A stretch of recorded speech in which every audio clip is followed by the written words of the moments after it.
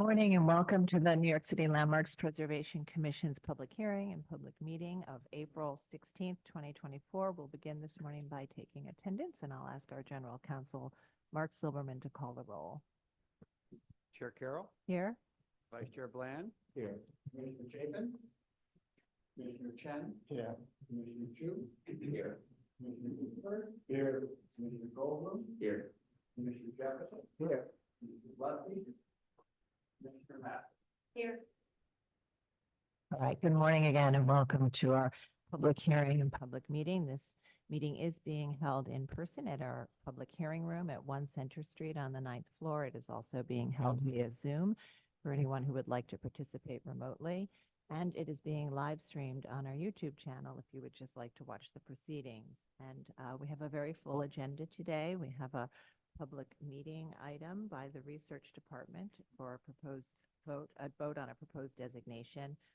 We have a public meeting and public hearing item agendas for the Preservation Department. So we will be reviewing some applications that have already had a public hearing and that that are back today with revised proposals, and we'll be looking at some new applications for work on designated properties.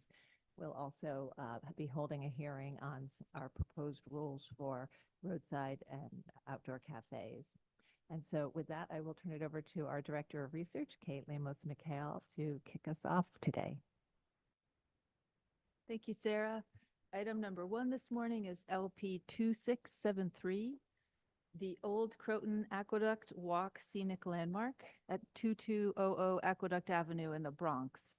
The item proposed for designation is a New York City park located on top of a section of the 1842 Old Croton Aqueduct designed by John B. Jervis. The proposed landmark site includes the following tax lots: Block 3210, lots 1 and 7, Block 3211, lot 1 in part, Block 3212, lots 1, 67, and 71, Block 3213, lots 27, 48, 49, and 70, Block 3214, lot 33, and Block 3215, lot 31. And presenting is Sarah Eccles.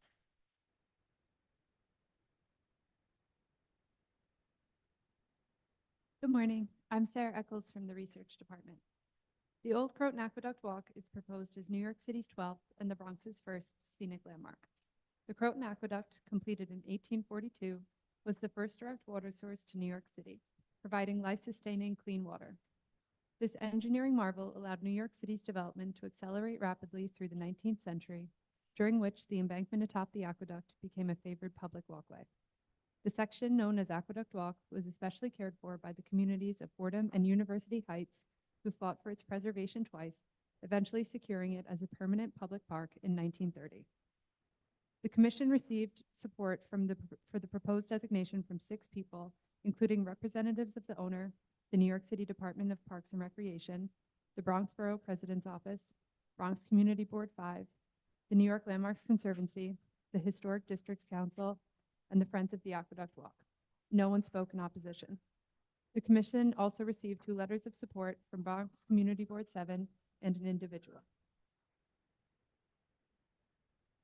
The proposed Aqueduct Walk Scenic Landmark is located between West Kingsbridge Road and West Burnside Avenue in the Bronx. The landmark site is situated within a New York City park that comprises a small section of the Old Croton Aqueduct. This 4.9-acre shoestring park is 1.7 miles in length. By the early 1800s, New York City desperately needed fresh water. The colonists had depleted nearly all natural resources, the water source from wells was dirty, disease was rampant, fires burned without the ability to extinguish them, and the surrounding rivers offered no solution. The city began looking to construct an aqueduct north of the city in the early 19th century, but it wasn't until 1837 that ground was broken on the Croton Aqueduct. The Croton Aqueduct was constructed primarily by Irish immigrants, roughly 3,500 of them. The difficult construction came during a time of increased immigration and the Panic of 1837, giving the bargaining power to the contractors. Low wages, difficult work, frequent work stoppages due to weather, and isolation of work sites led to many strikes, including the bloodless Croton War. A strike led down the aqueduct, terminating at what would become Union Square, where in one of the earliest labor gatherings held there, The workers voiced their grievances with the contractors and their pay. Without the crucial yet undervalued work of these laborers, the aqueduct would not have been possible. When the aqueduct was finally complete on July 4th, 1842, the water took 22 hours to reach Manhattan from Croton. Water became available for public use on October 14th, 1842. Though not everyone immediately trusted the new water, after some time it changed the lives of New Yorkers forever. The Croton Aqueduct water meant fresh drinking water, clean streets, the ability to extinguish fires, plumbing for creature comforts previously unimaginable, and allowed New York City to develop at an accelerated rate through the 19th century. The aqueduct was named after the Croton River, which was dammed for water. Croton's name comes from Chief Croton, which means wind. The Croton Aqueduct is 41 miles of continuous horseshoe-shaped tunnel from Croton to Manhattan. This 1843 hydrographic map shows the aqueduct and its grading within the city of New York. The Old Croton Aqueduct is a National Historic Landmark consisting of the surviving above and below ground aspects of the aqueduct through Manhattan, the Bronx, and Westchester counties. The red star indicates the location of the Aqueduct Walk. The aqueduct, powered by gravity, slopes consistently as the topography of the city changes around it, exposing the embankment when the level of the road dips below the aqueduct grade line. The Aqueduct Walk Park has the most visible sections of the extant above-ground aqueduct within the city, such as 188th Street seen here. The embankment atop the aqueduct quickly became a favorite public walkway for New Yorkers. One notable frequenter of the walk was Edgar Allan Poe. He enjoyed walks on the aqueduct and across the High Bridge once it was complete. In 1900, artist Bernard Jacob Rosemeyer drew an image of Poe walking the High Bridge. In 1910, the Bronx Society of Arts and Sciences wrote of Poe's beloved walk, "No more delightful path can be imagined than the grassy turf above the aqueduct spring. Oxford has her Addison's walk, let New York commemorate Poe's walk." The communities of Fordham and University Heights cared for this walk in their community and fought for its preservation twice in the early 20th century. First, opposing a trolley line along the aqueduct in 1903, and then in 1929, opposing the sale of the land. In this, the community was instrumental in the official takeover of the land by the New York City Department of Parks and Recreation. Following Parks' 1930 takeover, the Aqueduct Walk continued to be a walkway and integral part of the community. In 1938, noted landscape architect Gilmore D. Clark of the 1939 World's Fair and Central Park Conservative Order designed the new park. It included trees, lawns, planting, horseshoe pitching, shuffleboards, sand pits, and playhouses. Parks officially opened the Aqueduct Walk as a public park on April 27, 1940. The proposed Aqueduct Walk would be the oldest landmark in New York City associated with the Croton Aqueduct system. It would also be the only landmark in New York City solely associated with the Old Croton Aqueduct system. The Aqueduct Walk Park allows visitors to experience the aqueduct both on top of the old aqueduct conduit and alongside the stone embankment wall on the western side of the aqueduct between West Fordham Road and West 188th Street. The park has many entrances, including the recently updated ramps where the walk is at grade level, ramps to higher elevations, updated stairs at historic locations, and historic stairs.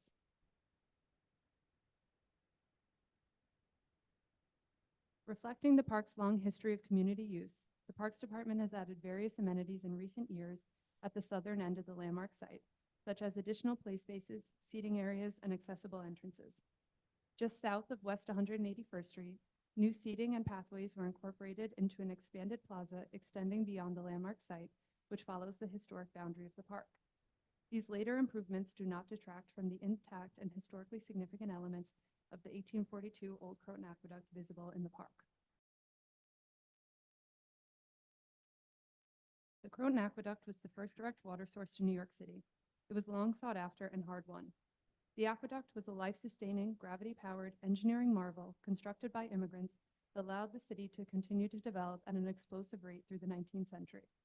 After its construction, the walkway atop the aqueduct became a beloved path and open space for New Yorkers in a rapidly developing city. Due to its engineering and cultural significance, the Research Department recommends that the Commission votes to designate the Old Croton Aqueduct as the Bronx's first scenic landmark. Great, thank you, Sarah. Commissioners, do we have any questions for Sarah or Kate? All right, so maybe we'll move to our discussion then. Any thoughts on this one, Commissioner Goldblum? Thank you. This is a really wonderful, sorry, this would be a really wonderful designation. It's funny how, when people think of landmarks, I think they probably think of Grand Central Station, St. Patrick's Church, architectural things that are beautiful and kind of renowned. This is plumbing. This is infrastructure. This is basic stuff. But the fact that it has drawn communities together, that it has become a focus of the history and of art in New York, in New York, in the United States with Poe. It's just remarkable how a utility, not to mention the health and other benefits that water brings. It's just amazing how this piece of infrastructure can garner that kind of emotional and historical meaning and importance. And so I think it's a very appropriate historic landmark. Great, thank you. Any other thoughts? Yes, Vice Chair Bland. And I think I heard this accurately. It's a National Register site already. I think it's unusual for this commission to play catch up with the national understanding of what's important here in New York City, but I'm glad we're doing it. Other thoughts? Yes, Commissioner Master. Yeah, I agree. I think it's very worthy. I think it's a very important landmark designation. I know it's infrastructure related, but it really was the first major, I guess, infrastructure that brought water supply into Manhattan. And if you think about it, without this supply of clean water, the population of Manhattan would not have been able to explode, which means that it may not have been Manhattan as we know it now. And I also, reading through this, I was also reminded of like the Roman aqueducts that are in Britain, and when you walk along that, you see the history and you remember that the Romans were occupying Britain. And I think in the future, people will also look at this, and remember the history and the major role that it played in New York City. Great, thank you. Commissioner Jefferson. From a pure architectural and design point of view, it's unique, and it would offer a wonderful, I thought about it last night, a wonderful, delightful way of walking through that area. Yeah, it is. Commissioner Ginsburg. I'd add that New York probably has the best water supply system of any major city in the world that is gravity fed, which is also unusual. And this is the beginnings of what is really one of the things that's really special and we can designate and recognize. Great, thank you. Commissioner Chen. Just want to echo the sentiment. Just look out our window where the source of Collect Pond, our original drinking water for the Lenape, dating back several thousand years. And it couldn't be more timely. And what a magnificent piece of engineering and record time in building this. And that's why this is called the Empire State, because it's not just for Manhattan, it's also for the whole city. But just think about how this area is intertwined with this, we polluted Collect Pond, and that's why we created the ditch called Canal. And it's a lesson to be had there. And also think about the pandemic that we just endured. Imagine the stench and the dead cows and their bodies.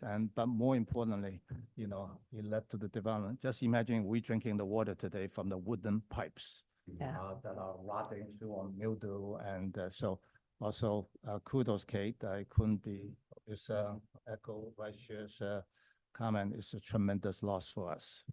But thanks again. Thanks. Yeah, one more. Yes, Vice Chair Bland. Really,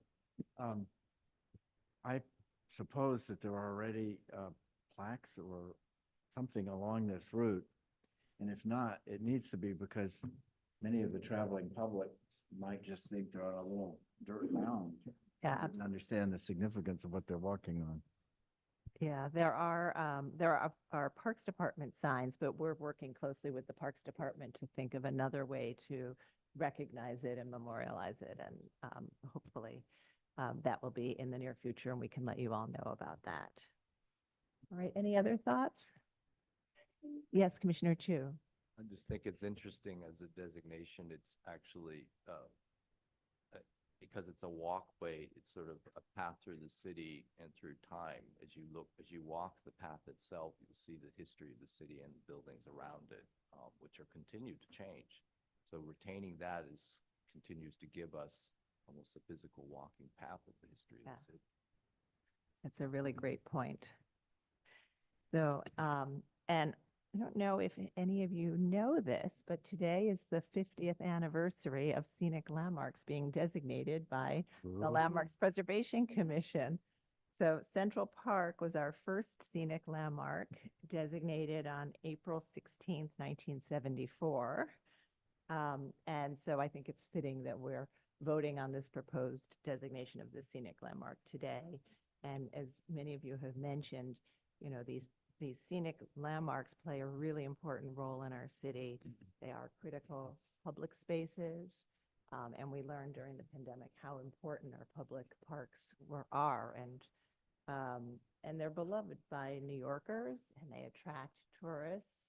And this is really sort of the Bronx's High Line. And it really is a worthy destination where you can appreciate the history of the city that you see around it, the development around it and how that's changed. But also this particular scenic landmark for me, I think is really special because it really, I think, reflects what makes New York such an important and vibrant place. It's this engineering marvel that reflects, I think, the ingenuity of New York and New Yorkers. And you know, this engineering marvel, this infrastructure allowed the city to become what it is today, this economic capital of the world, and allowed the population to grow. And it also, from the very beginning, was beloved by its community, and it reflects, I think, the sort of community activism and support of New Yorkers. And as we've heard, that the community fought twice for its preservation before it was ultimately turned into a public park and it's taken over by the Parks Department in 1930. So it reflects sort of the ingenuity, but also our activism and our commitment and love of the city so beautifully, all sort of packaged together. So I think it's really special for that reason. And I want to thank the Parks Department for their collaboration as we worked through this, but also for their stewardship and on this, as well as all of their other scenic landmarks and parks within our historic districts. So this is an exciting day and excited to have our vote. So Commissioner Goldblum, would you make the motion? Happily. I move that the Landmarks Preservation Commission designate the old Croton Aqueduct Park, 2200 Aqueduct Avenue, Borough of the Bronx, as a New York City scenic landmark because of its special character and special historic and aesthetic interest and value as part of the development, heritage, cultural characteristics of the city, state, and nation as set forth in the designation report for LP 2673, dated April 16th, 2024. I also move that the Borough of the Bronx tax map Block 3210, lots 1 and 7, 3211, lot 1 in part, 3212, lots 1, 67, and 71, Block 3213, lots 27, 48, 49, 70, Block 3214, lot 33, Block 3215, lot 31, be designated as its landmark site as described in the designation report and illustrated in the attached map. Great. Thank you. Commissioner Jefferson, would you second that motion? So second. Chair Carroll, Aye. Commissioner Bland. Aye. Commissioner Chen, Aye. Commissioner Chu, Aye.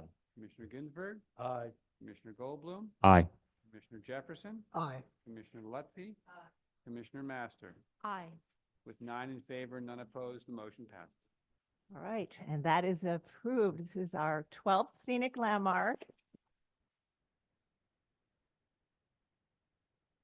12th scenic landmark and our first scenic landmark in the Bronx. So thank you to Kate and Sarah and Margaret and the research team for continually looking for places to designate that have, in areas that haven't had as much recognition. So thanks so much for that. Right, we'll now move to our public meeting agenda, and I'll turn it over to Corey Harala, our Director of Preservation.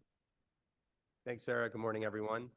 Start today's Preservation Department agenda with the first public hearing item. This is public hearing item number 1. It's a public hearing on proposed rules pursuant to City Administrative Procedures Act. And it pertains to proposed amendments to Chapter 2 of Title 63 of the Rules of the City of New York, consisting of amendments to existing rules, including amendments relating to roadway and sidewalk cafes.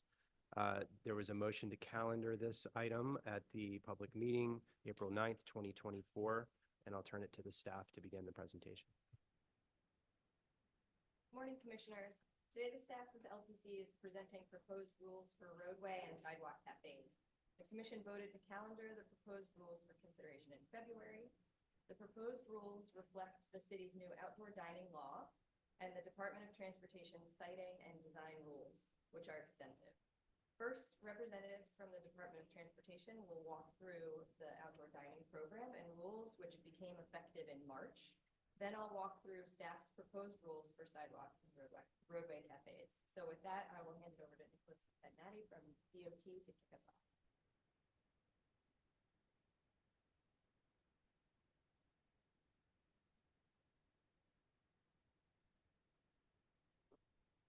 Okay, likewise? Yes. Great. Good morning, Commissioners, Chair Carroll. My name is Nick Natty. I'm Deputy Director of Urban Design for the New York City Department of Transportation. Nice to see you all today. I'm going to run through a short presentation just to give you a bit of an overview on the Dining Out NYC program. Obviously, we're very excited at the agency for this new sort of transformative use of our public streets. Okay. Just quickly, we're going to do a quick program overview. I'll spend most of the time on the design considerations, really focusing on the siting and material requirements. And then we'll also just end with a couple of resources that we've put together and are available for yourselves as well as the general public. Okay, let's get into it. So first and foremost, obviously with the new permanent program, we're really taking a step into a new age when it comes to outdoor dining. We learned a lot of lessons from the temporary program, and we have a real clear set of goals with moving into this new permanent paradigm. We want to expand outdoor dining well beyond the pre-pandemic levels. A lot of that was facilitated by changes to zoning, as well as the new rules and new legislation that was passed. We want to make sure entry to the program is equitable. So we look at stuff like fees, ensuring that anyone, anywhere across the city can actually participate in this as long as they comply with the siting requirements and the design requirements. And then ultimately really make sure that there is a clear standard process for how to go about this, that there's clear resources available to restaurants, to the general public, and a clear understanding of what the rules and requirements are.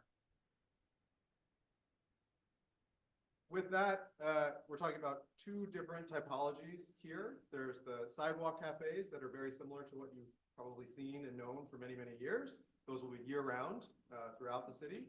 And then we have the roadway cafes, which was really one of the new introductions as part of the pandemic era program. A lot of successes, a lot of lessons learned too, a lot of quality of life issues that we've really looked to address as part of the new rules. The roadway cafes will also be seasonal. They'll only be up from April 1st to November 29th every year, and they'll be taken down for the off season and come back the following year. One of the more significant changes. Cool. So very basically, who must apply? What is this for? We're talking about outdoor dining on public right-of-way. So we're not regulating the backyards, the alleyways, those kind of private seating that some restaurants have. This is really just focused on public sidewalks and public roadways. In addition, one of the sort of clear differences from the temporary program to now is every application will be reviewed by the agency. We have a full plan review staff that has been onboarded, full billing staff, all of that to really support making sure that every application that comes into us goes through a proper vetting for the proposed location. This staff will also coordinate all of the external reviews that are required by the law, so going to the community board, borough president, city council, along with making sure that every restaurant has a dedicated plan reviewer throughout that process to help them through securing any other approvals they might need.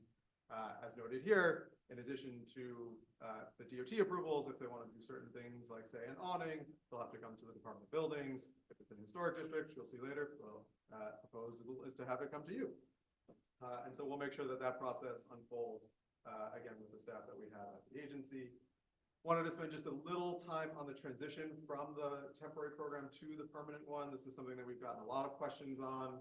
So just for clarity for you all as commissioners, the existing setups, if you're a restaurant that has an existing sidewalk or roadway cafe, they have until August 3rd of this year to apply. If they apply, they can continue to have that structure through either November 1 or 30 days after they're approved. If they don't apply by August 3rd, they'll have to take their structure down, whether it's the sidewalk or the roadway. And then ultimately at the end of November, that will be the first time where the seasonality for the roadway cafes kick in. So again, a lot of dates I know can be confusing. Happy to go over it again. But this is stuff that's on our website and things that we've really been trying to communicate out to the restaurant communities as well as the general public, just what this transition is going to look like. Certainly next year in 2025, you'll have a much fuller sense of what the actual outdoor dining program is going to be. And then last but not least, in terms of the program overview, before we get into the design stuff, there is a full inspection staff at DOT as well. The way that this will work is once a restaurant is approved, DOT will first inspect their installation before they're able to operate. So again, every restaurant now will have an inspector go out, make sure that they're compliant with the rules and the requirements. Those inspections will happen regularly thereafter, as well as based on complaints or issues that arise. So this, unlike the temporary program, will also have a much different enforcement paradigm and inspection paradigm that we will think will lead to obviously more compliance. Now into the design. This is obviously the piece that we want to spend a little bit more time on. I'll still try to move through this quickly, but if there are questions, we can address them. I'll start with sidewalk cafes, just going over the requirements for that, citing clearances and the materials. One of the key things to note for both sidewalks and roadways, the cafes have to be located within the restaurant's frontage. So you'll no longer have those cafes that are hundreds of feet long, borrowing neighbors' frontages. Every cafe will be limited to the frontage for the restaurant. So that really limits the length of sidewalk cafes to whatever that frontage is. Width is really going to be governed by ClearPath.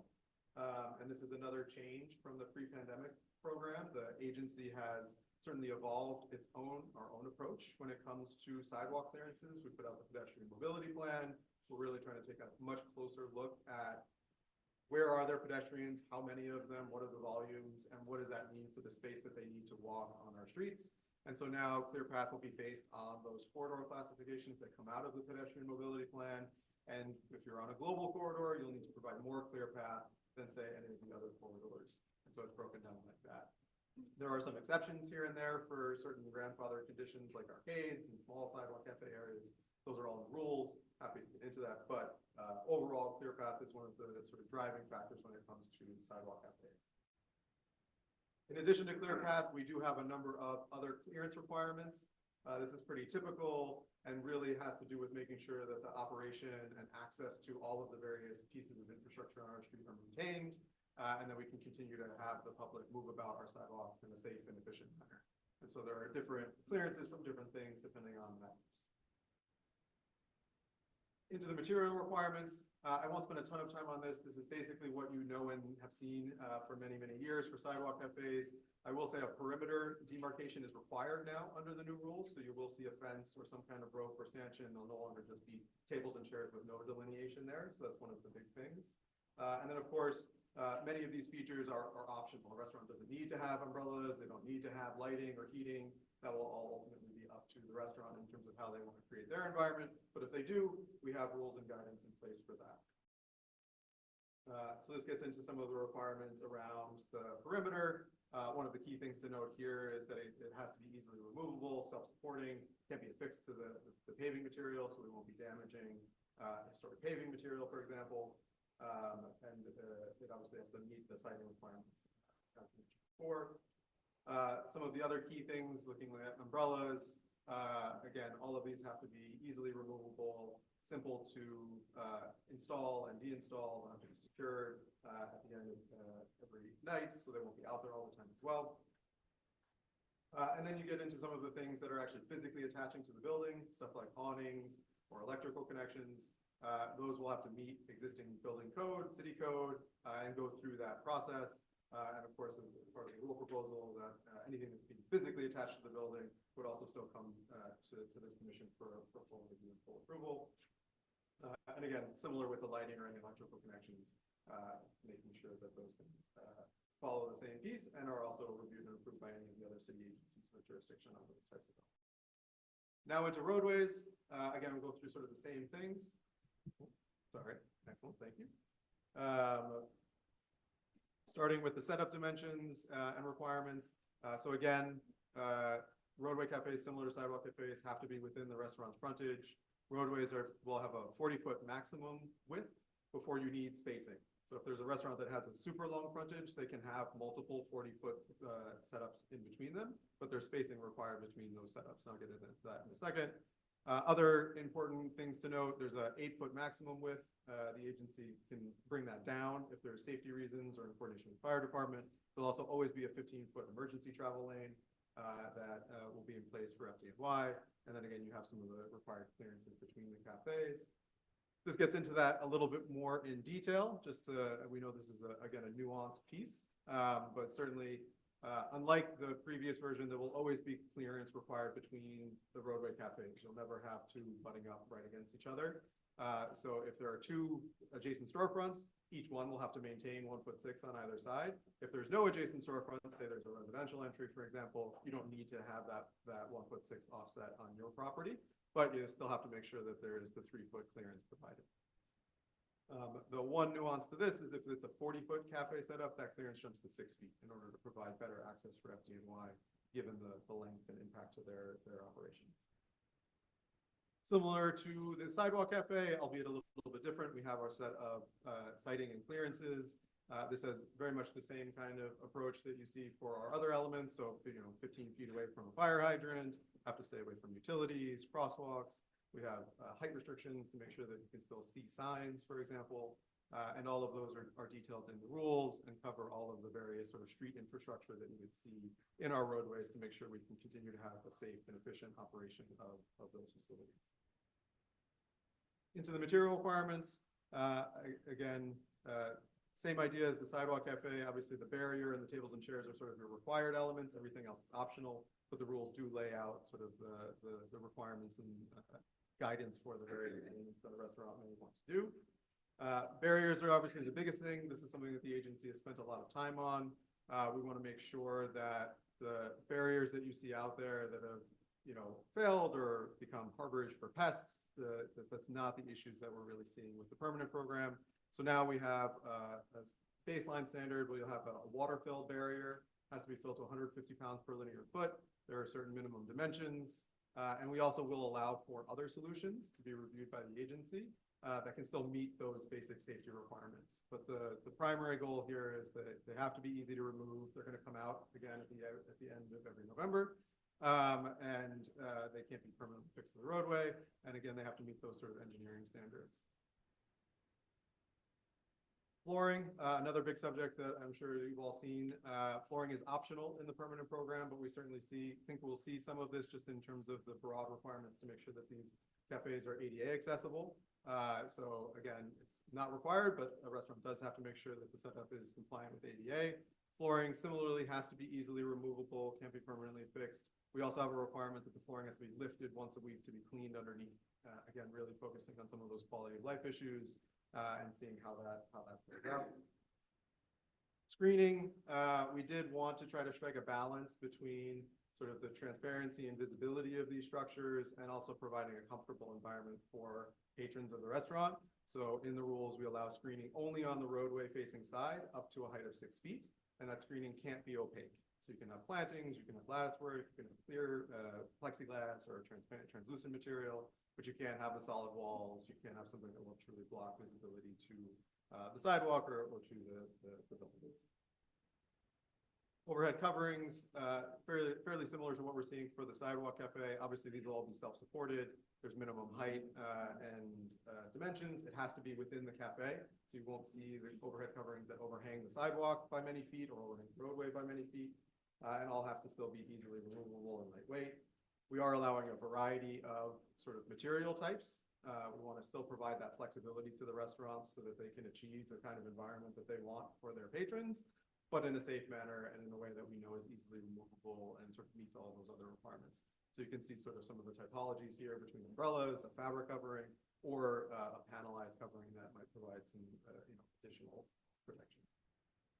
And then the last material thing to focus on, just in terms of electrical connections to the roadway, there are some very clear safety requirements here. Any conduit that's coming over the sidewalk has to be a minimum of 14 feet tall. Any conduit that's going over a travel lane, say a bike lane, has to be 18 feet tall. We have, in some of the testing and coordination that we've seen, also realized that there are quite a number of battery-operated solutions for providing lighting that we think restaurants will take advantage of. But if they do want to provide that connection from the building, it has to meet all of the New York City Electrical Code. Obviously, again, any physical attachments to the building here, as proposed under the rules, would still come to the commission for review and have to meet those safety requirements. Last piece on design, and this applies to both the roadway and the sidewalk. Left just a picture of the roadway for clarity, but graphics and branding. No advertising is allowed on any of these cafes. That's consistent with many of DOT's rules. As per the legislation, though, the name of the logo, the name of the restaurant, the logo, certain menu, and other information can be put on certain portions of the cafes. There's a limit in terms of the surface area that can occupy, no more than 10% of any surface area. The attachment details are sort of spelled out. The signs or branding can't be illuminated, flashing, moving. So you're talking about just printed signs, essentially on a fabric or whatever material there might be. And things like the menu or service information is prohibited from going on the barrier or the screening of the roadway cafe. So we don't want to see those like giant menus plastered on our roadways. So really tried to take into account what the visual impact of that signage would be. Again, while still trying to balance that with what the restaurants obviously need to do in order to operate their business. We did take a quick look at an example in a historic district, just to try to give you a visual of what that might look like in the new program. Again, this is representative. It's not actually factual based on any application we've received, but we wanted to at least go through this exercise for you all. So you can see on the left, a fully enclosed structure runs a good majority of the block. And then on the right, what you would see in the new program, the setup closest to the intersection, there'll be a height restriction, so they actually couldn't do umbrellas or any vertical structure because they're so close to a stop sign. The stop signs are just outside of this frame. But then the structure just to the next of it, you can start to see how that would include an overhead covering and what that might look like. Looking at the sort of middle of the block, again on the left, you can see how narrow the street has become because of the two setups right on either side of each other. In the new program, you'll need that emergency travel lane, so you won't see that same condition where there is that kind of restriction. And you can start to see what that dimensionally will look like. And then, of course, we did a view just from the sidewalk to give a sense of what the pedestrian might experience as they're walking through here. Again, screening, overhead covering, ADA accessibility. In many cases, the sidewalks in historic districts are too narrow to support a sidewalk cafe, so you will see roadway cafes. At least in this example, that was certainly true, but there'll be that mix. And then lastly, before opening for questions, we do have a full website, diningoutnyc.info, that's dedicated to this program. It's the one-stop shop for anybody that's interested in information about outdoor dining in New York City now. On that website, we've put up these interactive setup guides that actually graphically walk you through all of the rules and regulations, sort of step by step, as a resource for restaurants, but also as a resource for the general public. We also are posting all of our other resources from other agencies, as well as some of the additional work that we've done to develop some outdoor dining prototypes ourselves to test out what these things really look like and the lessons learned from that. And so we're really excited about that. If you have further questions, if I can't answer them now, they're most certainly answered on that website. And with that, I'll turn it back over to Leanne, or I'm happy to open up for questions. Yeah, we'll run through LPC's part and then we can go through questions. Great, so thank you. As you've seen, DOT has established an extensive body of siting, installation, and design criteria, both for sidewalk and roadway cafes. So first, I'm just going to go through a reminder of how LPC currently, our current regulatory approach to these installations. Sidewalk cafes have legally been permitted in certain areas of New York since 1929. Pre-pandemic, the Sidewalk Cafe program was operated by the Department of Consumer Affairs, which is now the Department of Consumer and Worker Protection. They would refer applications for sidewalk cafes to LPC that were in historic districts. We would review these applications solely to determine if there were any permanent or non-movable elements to the cafe. Typically, there weren't. The cafes have simple stanchions, movable barriers to demarcate their space, and movable tables, chairs, and umbrellas. LPC's review of these ephemeral sidewalk cafes is currently not covered anywhere in our rules.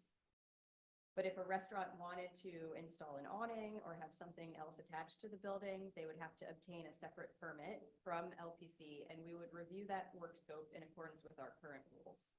Roadway cafes, as you heard, were born out of the emergency conditions of the COVID-19 pandemic and were treated in mostly an ad hoc manner.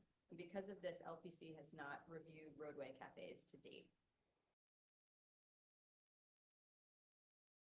In terms of our proposed regulatory approach, we propose to codify and to clarify our current practices.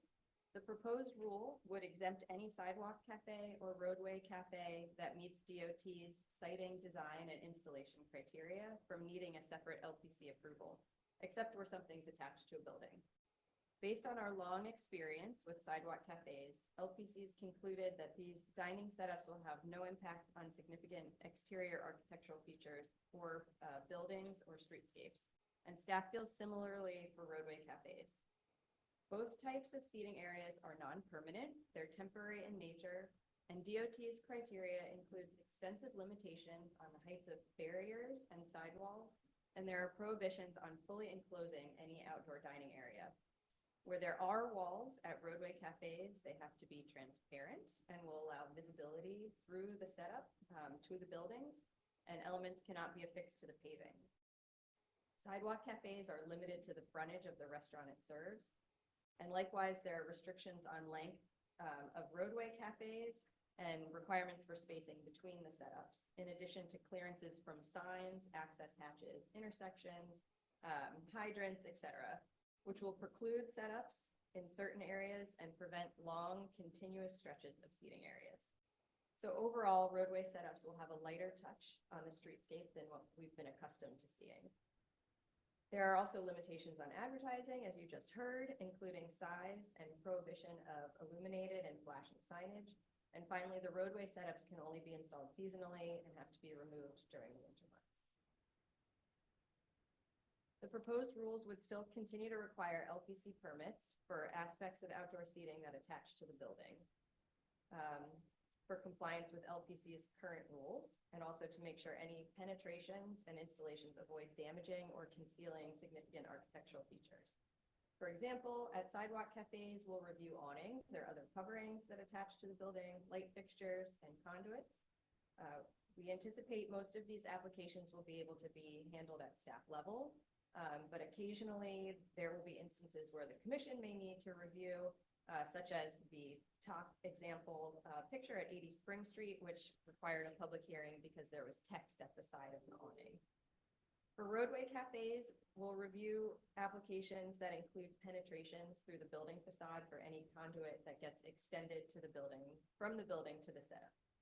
This type of regulatory approach mirrors LPC's current approach to sidewalk cafes and also the approach that we use to review public pay telephones and Link NYC kiosks. Just a final word about process. Rules must be considered pursuant to the procedures required by the City Administrative Procedures Act, or CAPA. This process was initiated when you voted to calendar the proposed rules back in February. The proposed rules were then published in the city record and posted online, and today you'll hear public testimony. After today's hearing, staff will review your comments and the testimony, and we may propose modifications to address specific issues or concerns. The proposed final rules, as adjusted, will be presented at a subsequent public meeting for your consideration and your vote. Thank you. I'm happy to answer any questions, in addition to, Nick. Great, thank you so much. And we do have some questions. Commissioner Ginsburg. So I have two questions for Nick. One is, what happens with bike lanes? And then the second one is a timing issue, which I'm concerned that there could be a lot of applications that if they have to go through building department and LPC, they may not be approved in that 3-month window, and how will you deal with that? Yeah, both great questions. So for bike lanes, we will permit a roadway cafe set up in a floating parking lane. So there has to still be that parking area, obviously on the other side of the bike lane. And we're working, we've actually, as the city, DOT, we installed a prototype on the Upper West Side in a floating parking lane to test this very condition, because we were concerned about how does this work, what are the interactions, how does this play out? And so we are continuing to evaluate that, and we'll continue to work on providing best practices for how to manage that interaction, of course, with patrons and restaurant staff crossing the bike lane. But it is permitted under the rules. And then in terms of timing, we certainly hear you on that front. I think that's one of the reasons we've been so focused on making sure we can hire the plan review staff to go through that process, and so that way we can work with restaurants in those more complicated situations, so that, you know, say for example, they want an awning, there's nothing to say that they couldn't go through that process sort of in parallel to us approving the sidewalk cafe, because as long as they don't have an awning installed, they can still operate. So we're trying to manage those kinds of situations as much as we can, but we, you know, do anticipate there will be that sort of crush of applications, especially in the August. Thank you. All right, other questions? Commissioner Chu? Yeah, I just have a couple questions for Nick. In terms of the aesthetic standards of the water-filled barriers, I mean, that's one thing that I see very few of these actually comply with that. And I'm wondering if it's required that they face that. What does that look like otherwise? Because if it's not required, then some may not give it any face, and it would look like the road construction street. Yeah, so it's the sort of cladding is what we refer to it in the rules, but it's the same kind of concept, right? So it is not required. Just to be very clear, right? We have so far seen many restaurants, because of their own desire to have a nice aesthetic, obviously pursue other treatments, right? Where they'll have a water-filled barrier, but then they'll put something around it, and that's also, you know, perfectly acceptable. One of the key things that we want to make sure, though, is that the water-filled barriers are also connected, so that way, if they are impacted, the whole perimeter is being, you know, engaged. So there are those sort of safety components. But as of right now, if a restaurant wanted to put out just a water-filled barrier, they could do that. So it could look like one of those road yellow plastic, heavy plastic containers. Yes, in theory. Again, Okay. what we've seen, at least also with our own testing, is there's quite a bit of customizability within those water-filled barriers. The ones that you see for the construction ones are the ones that we make. But actually, that one that we installed on the Upper West Side, we were able to do a blue color. It was actually not even a custom color, it was a standard off-the-shelf color that they offered to have to match with what they're doing. So that's out there. It's exposed on the roadway side. We only did the cladding on the interior facing side, and it is held up pretty well, which looks okay. So there is a lot of flexibility even within that like standard construction water-filled barrier that you might see that is available to restaurants.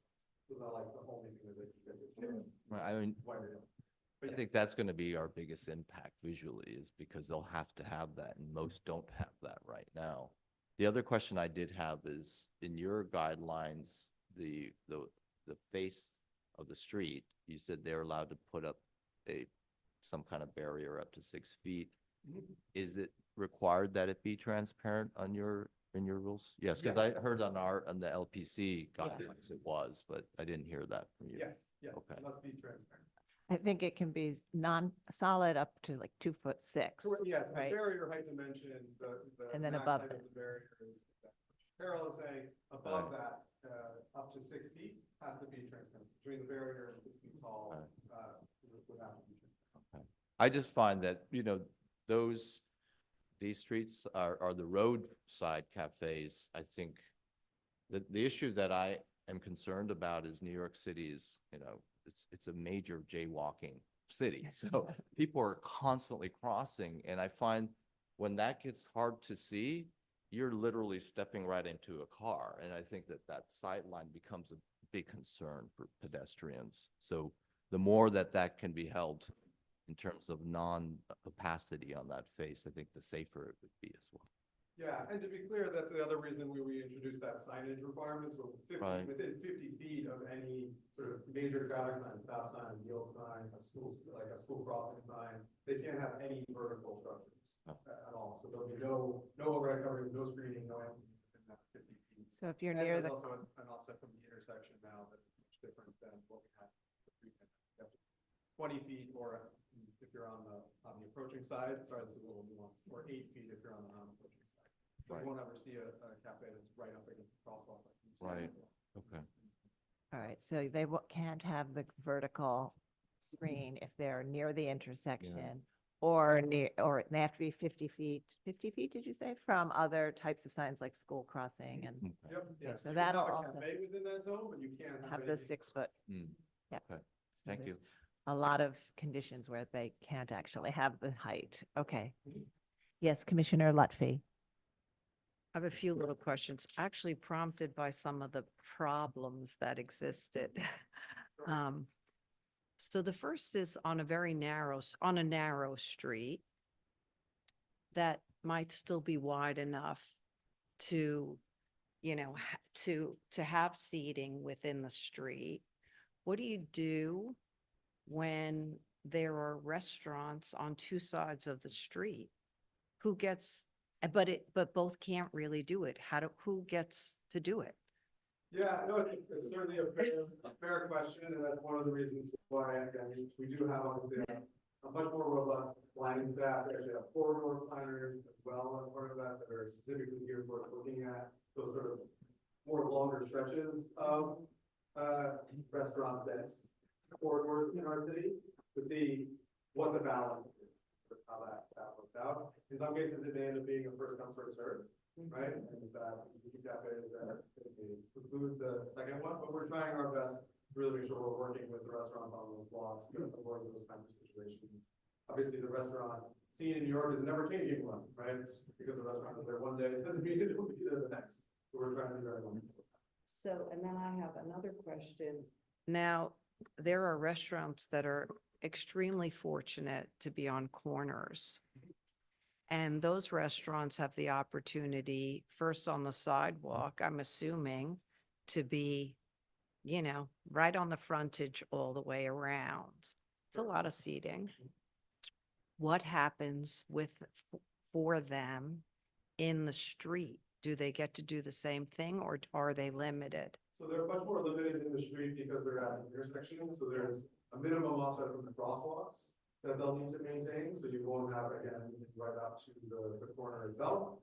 And then, of course, there starts to become questions around signage visibility. So it very much depends on the specific intersection, whether it's a traffic signal or a stop sign. That will affect, obviously, the overall setup.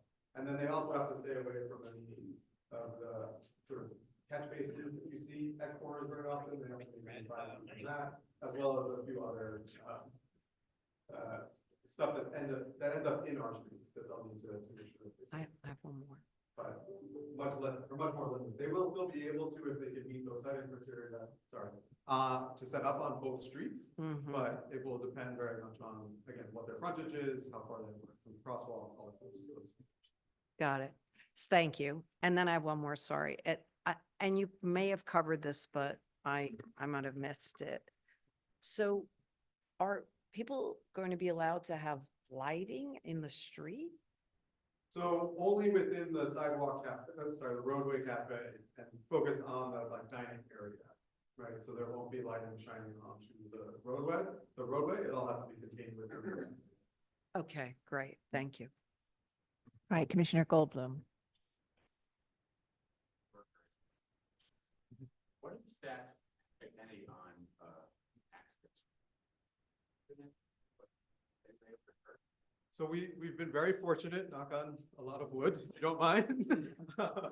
There have been incidents where vehicles have impacted roadway structures mostly. I don't think we've seen anything on the sidewalk. I can certainly go back and check.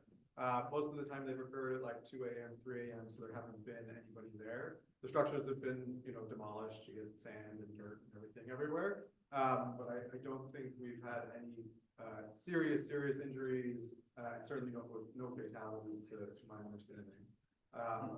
Again, like there's a risk as an everyday New Yorker just walking down the sidewalk, so we're always trying to balance that with the community space that we're talking about. But so far we've been very fortunate. Great. Other questions?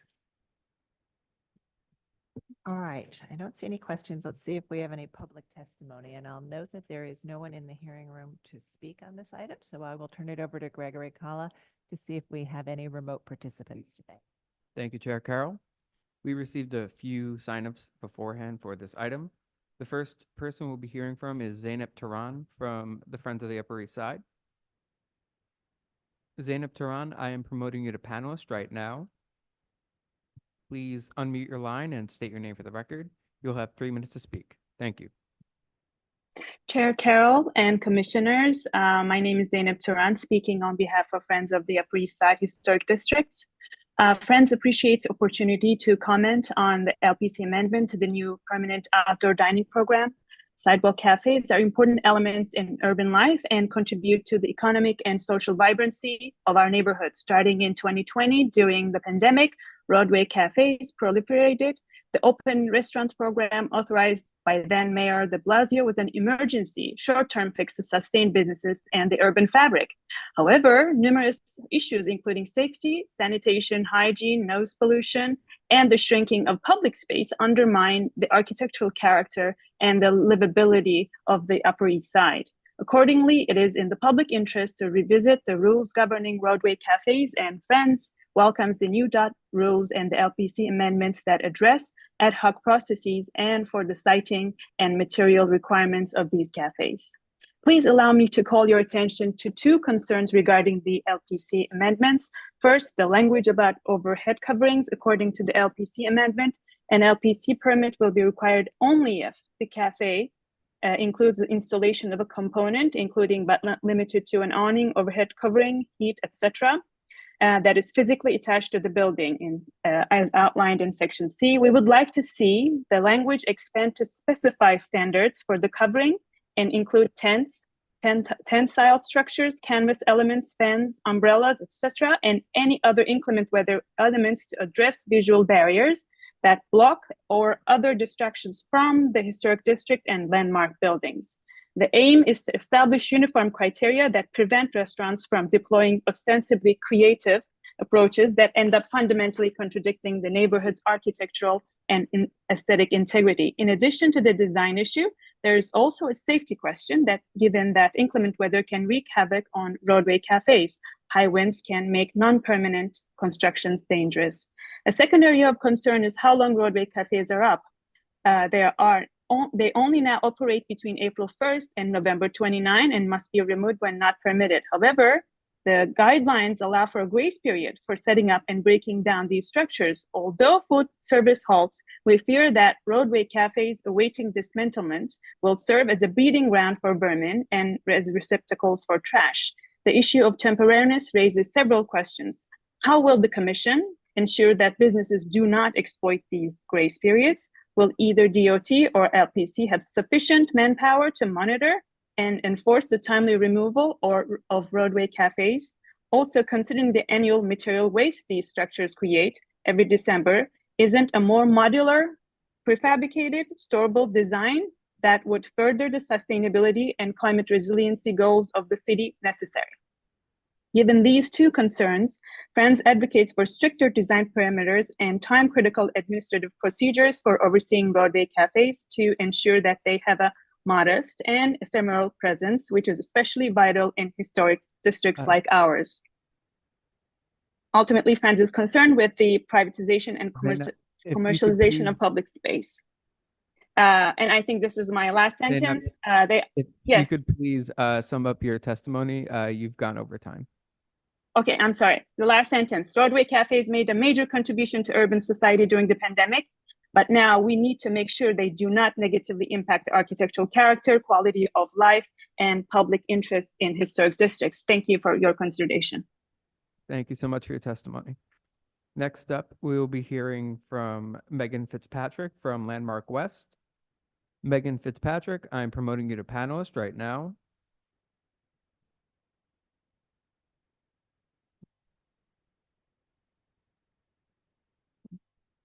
Okay, please unmute your line and state your name for the record.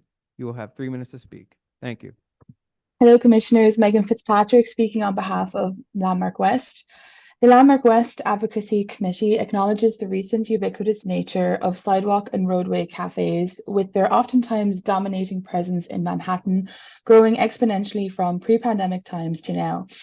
The emergency outdoor dining program provided many benefits for the city when it really needed it. And while we want to promote continuous prosperity for businesses in our district, we have to find mutually beneficial solutions that make sense for businesses, the wider public, and the urban landscape. Supporters of the bill have stated that outdoor dining infrastructure has provided energy to the streetscape and contributed to a vibrant and livable city, and arguably beautified some city streets.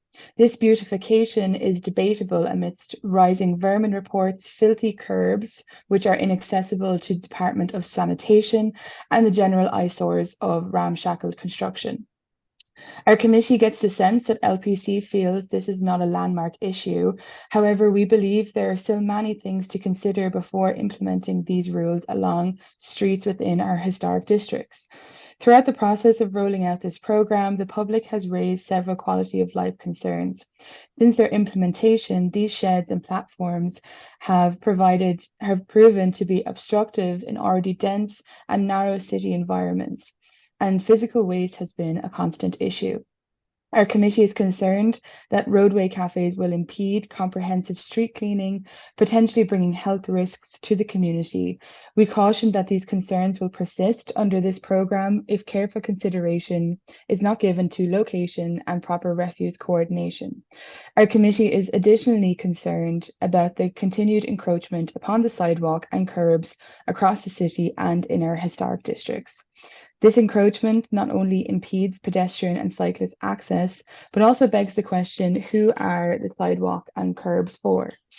It is already hazardous for pedestrians to navigate sidewalks along streets like Columbus Avenue, which have bicycle lanes. They not only have to dodge servers going back and forth between sidewalk cafe and dining shed, but also have to take care not to step into the bike lane to avoid sidewalk congestion. Currently, there is a caravan of sheds on West 73rd Street, which run 139 feet from the corner. This contiguous row impacts not only the character of the street, but turns the sidewalk into a business, making it not only difficult for residents to navigate, but also to perform necessary functions, as there are few places to dispose of trash and recycling, or even receive basic deliveries.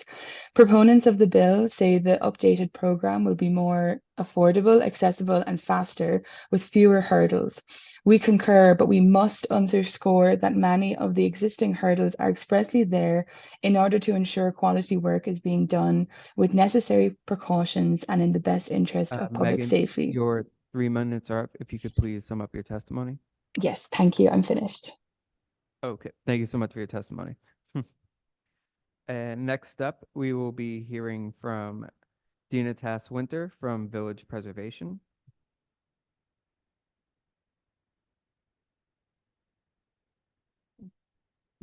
Dina Tass-Winter, I've promoted you to panelist. Please unmute your line and state your name for the record. You'll have 3 minutes to speak. Thank you.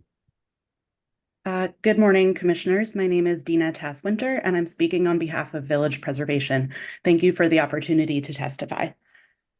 Village Preservation would like to summarize our comments about several areas of concern that we have regarding the proposed rules and their ability to appropriately regulate outdoor dining structures in historic districts and fronting individual landmarks. Our full written testimony has been submitted to the Commission in advance of today's hearing.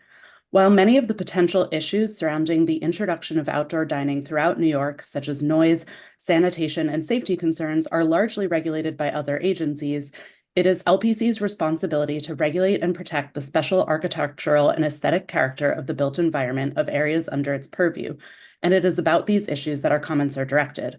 While the DOT adopted rules do restrict and regulate the size, placement, design, and materiality of these structures, we have concerns about the lack of proposed regulation of the color and surface design for the structures.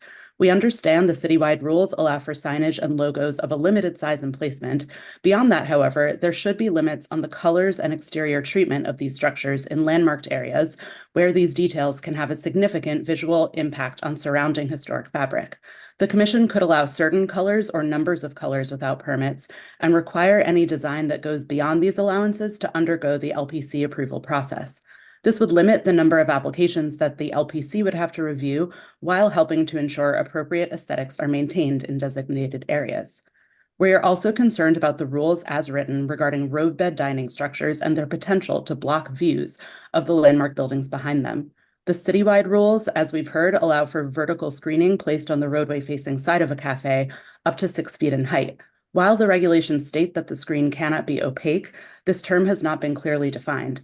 If a technically transparent surface, like plastic or glass, is tinted, it may significantly reduce visibility. And if the surface is scratched or otherwise obscured, that could also impact the visibility. Movable features such as curtains or blinds can also obscure views long term. Additionally, a solid roof covering may impact visibility, especially if it is sloped. We believe it critical to address these issues in landmarked areas. Finally, none of the regulations can be considered meaningful unless there is robust and effective enforcement to back them up. Vigorous enforcement will be key to ensuring these structures do not result in substantial compromise of the visual character of historic districts. We urge the Commission to further refine its proposed outdoor dining rules to ensure that landmarked areas are appropriately regulated, rules are not abused, and that these structures do not detract from the special historic and aesthetic character of the buildings and neighborhoods around them. Thank you. Thank you so much for your testimony. Next up, we will be hearing from Kelly Carroll from Atlantic Avenue Bid. Kelly Carroll, I am promoting you to panelist right now. Please unmute your line and state your name for the record. You will have 3 minutes to speak. Thank you. Thank you. This is Kelly Carroll. I'm the Executive Director of the Atlantic Avenue Bid, and I just lost my statement. Here we go.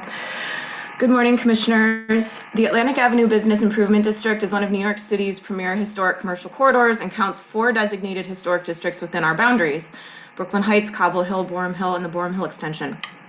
The Atlantic Avenue Bid supports the LPC's amendment of rules related to roadbed and sidewalk cafes. While not in the agency's purview, it is crucial for our city's restaurants and bars to be able to expand their capacities during the warmer months of the year via outdoor dining. Outdoor dining played a vital role in saving thousands of small businesses during the nadir of COVID, and today's public hearing is a crucial step toward adopting this as a permanent program. The proposed LPC rules for roadway and sidewalk cafes are straightforward. If the proposed dining area's components are not physically attaching or penetrating a landmark, then it is not within the purview of the Commission's review. We agree with this level of oversight because as they currently exist, most outdoor structures are totally separate from the buildings. Further, being familiar with DOT's adopted rules for outdoor dining, we can attest that these rules are comprehensive and therefore should not require additional review from LPC if they meet the required criteria. DOT's rules regarding the structure's appearance are also much in line with LPC's aim of maintaining a modest presence and not calling undue attention to themselves. For example, no advertising will be allowed on any component of a sidewalk or roadway cafe, as you heard today from DOT. Finally, one area we believe requires a text amendment in this rule is subsection 4 of paragraph 5, which should include additional historic sidewalk treatments other than just bluestone and granite paving, such as, for example, vault lights. Thank you very much. Thank you so much for your testimony. And next up, we will be hearing from Lucy Levine from the Historic Districts Council. Lucy Levine, I am promoting you to panelist right now. Please unmute your line and state your name for the record. You'll have 3 minutes to speak. Thank you. Hi, Commissioners. My name is Lucy Levine. I'm speaking on behalf of the Historic Districts Council.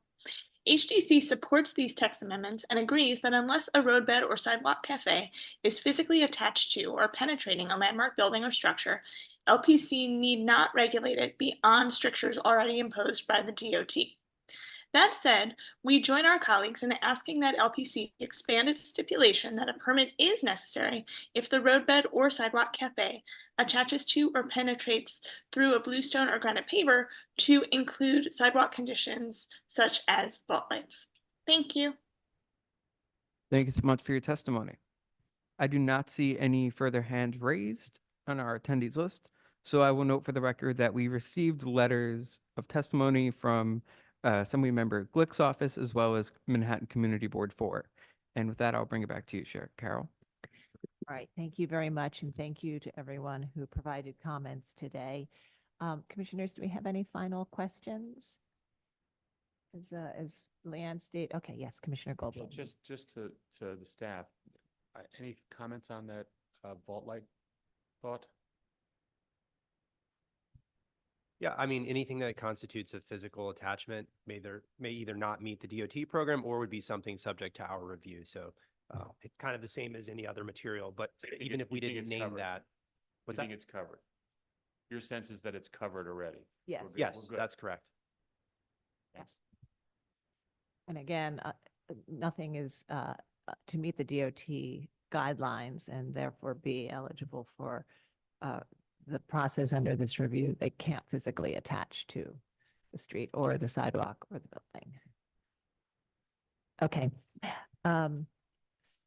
So as Leanne noted, we will listen and read all of the testimony that was submitted. We share everything with you as well. So of course you have access to it if you'd like to read it.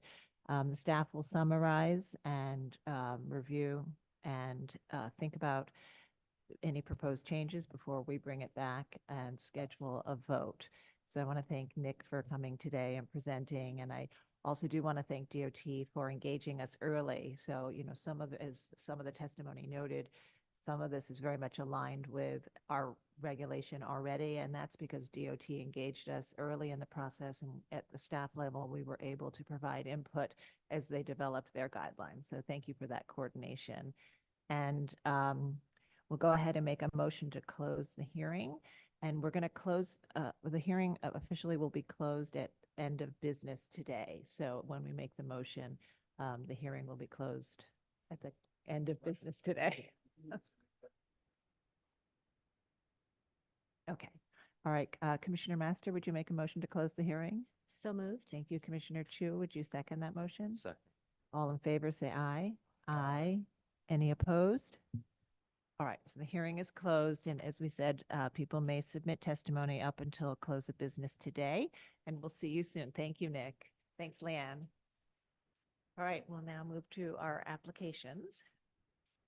Okay, and we're going to move to our public meeting agenda now before returning to public hearing items again later today. The first public meeting item is item number 1, LPC 24-02387.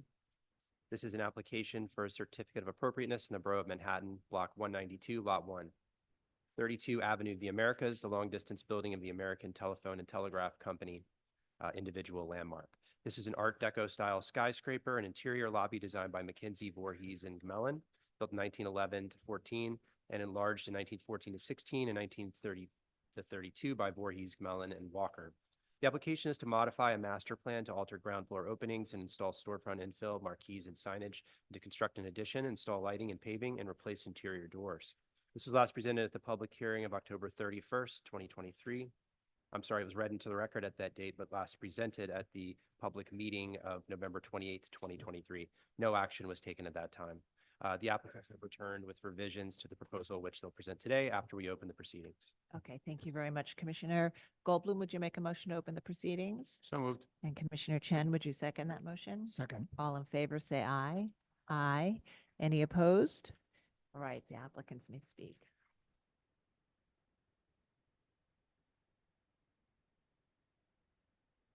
Good morning, Commissioners. Good morning, Commissioners. I'm Julie Rosen from Higgins Quaysgarth and Partners, and I'm joined this morning by the Rudin and Marble teams. It's nice to be back in front of you today to present design updates for the storefront and signage master plan at 32 Avenue of the Americas, which is an Art Deco building designed by Ralph Walker. As you may recall, the main goal of this project is to activate the base of the building. The creation of new retail spaces at the ground and second floors is an essential part of the adaptive reuse of this building. From what was originally an inward single-tenant building, inward-facing single-tenant building to a multi-tenanted modern office building. The project team has incorporated placemaking, building identity, and access considerations into the design, and a variety of retail uses are planned for the building. The adaptive reuse and activation of 32 Avenue of the Americas is essential for its future and continued viability. As a reminder, the current proposal builds on a storefront and signage master plan that was established back in 2013. And the extents of the 2013 plan are shown here, indicated by the red dashed line. And as you can see, it covered only a small portion of the ground floor. Our current proposal expands on this to cover the entirety of the ground and second floors, and it creates a holistic plan for the base of the building, and as a catalyst for this project will allow for a new use within the former auditorium at the northwest corner of the building. The current proposal also establishes better connections between the retail spaces and the interior lobby. When we first presented the proposal to you in November, we were very happy to hear that there was support for the goals of the project and excitement about breathing new life into this building. You also had a number of helpful design comments for us, and you asked us to reconsider some of the aspects of the proposal. And so we've organized your comments into 3 categories, as you can see here. And we separated them into opening typologies and locations, signage and awnings, and pavilion design and materiality. And as you will see later, the design portion of the presentation follows this organization. In particular, for the opening typologies, you asked us to look at maintaining more of the vertical piers at the larger openings, to maintain established masonry opening widths, so for wider bays that we were proposing, to look at narrowing those, and to also look at the locations of new windows that we were proposing on Church Street.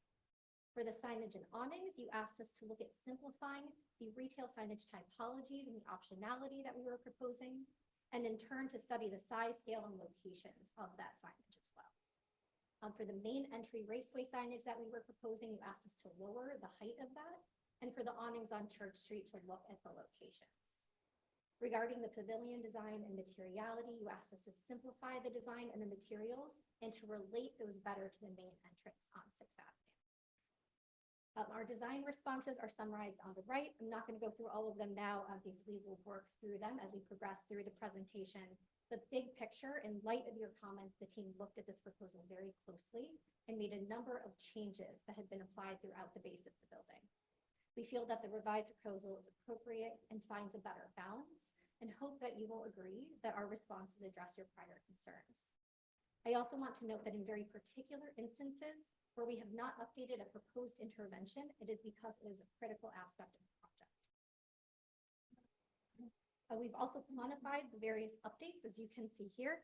We're going to review all of these relevant changes with you during the design presentation, but they are here for your reference as we go through everything. And finally, this proposed plan shows the possible retail demising throughout the ground floor. Due to feedback received in November, the team verified the potential demising to ensure that all realistic possibilities were considered and integrated into the master plan proposal. So much of the demising that you see here does remain the same from what we showed you in November, but I just wanted to address 2 particular areas of the plan up front. The first is that we've confirmed that retail space E, which is located in the southeast corner of Church and Walker, this could very likely be demised for 2 separate retail tenants, and so we're now showing this space as both E1 and E2. Second, there's also been quite a bit of additional vetting done in terms of the expected use in space A, which is in the former auditorium at the northwest corner of the plan. And so we continue to include a double bay entrance option only in this one specific location because it's been determined to be essential for the leasing and the future use of the space. And so at this point, I'm going to turn it over to Sabine Chixel from Rudin. Thank you.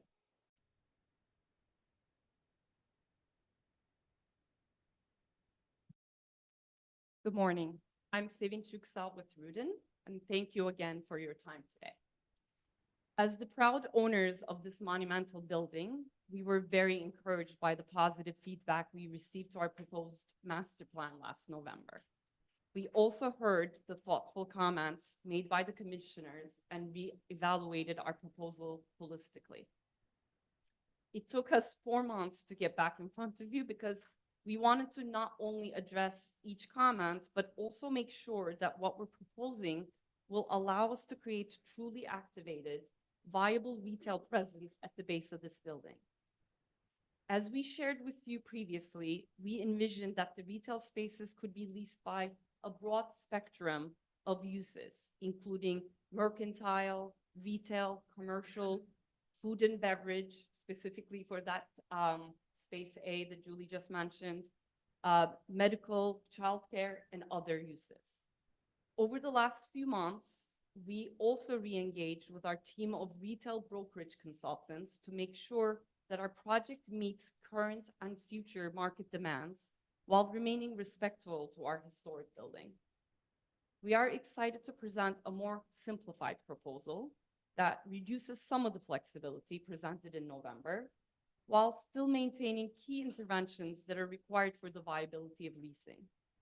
We continue to cherish the historical importance of this building and hope that this master plan will help activate the building and welcome the neighboring community. Thank you.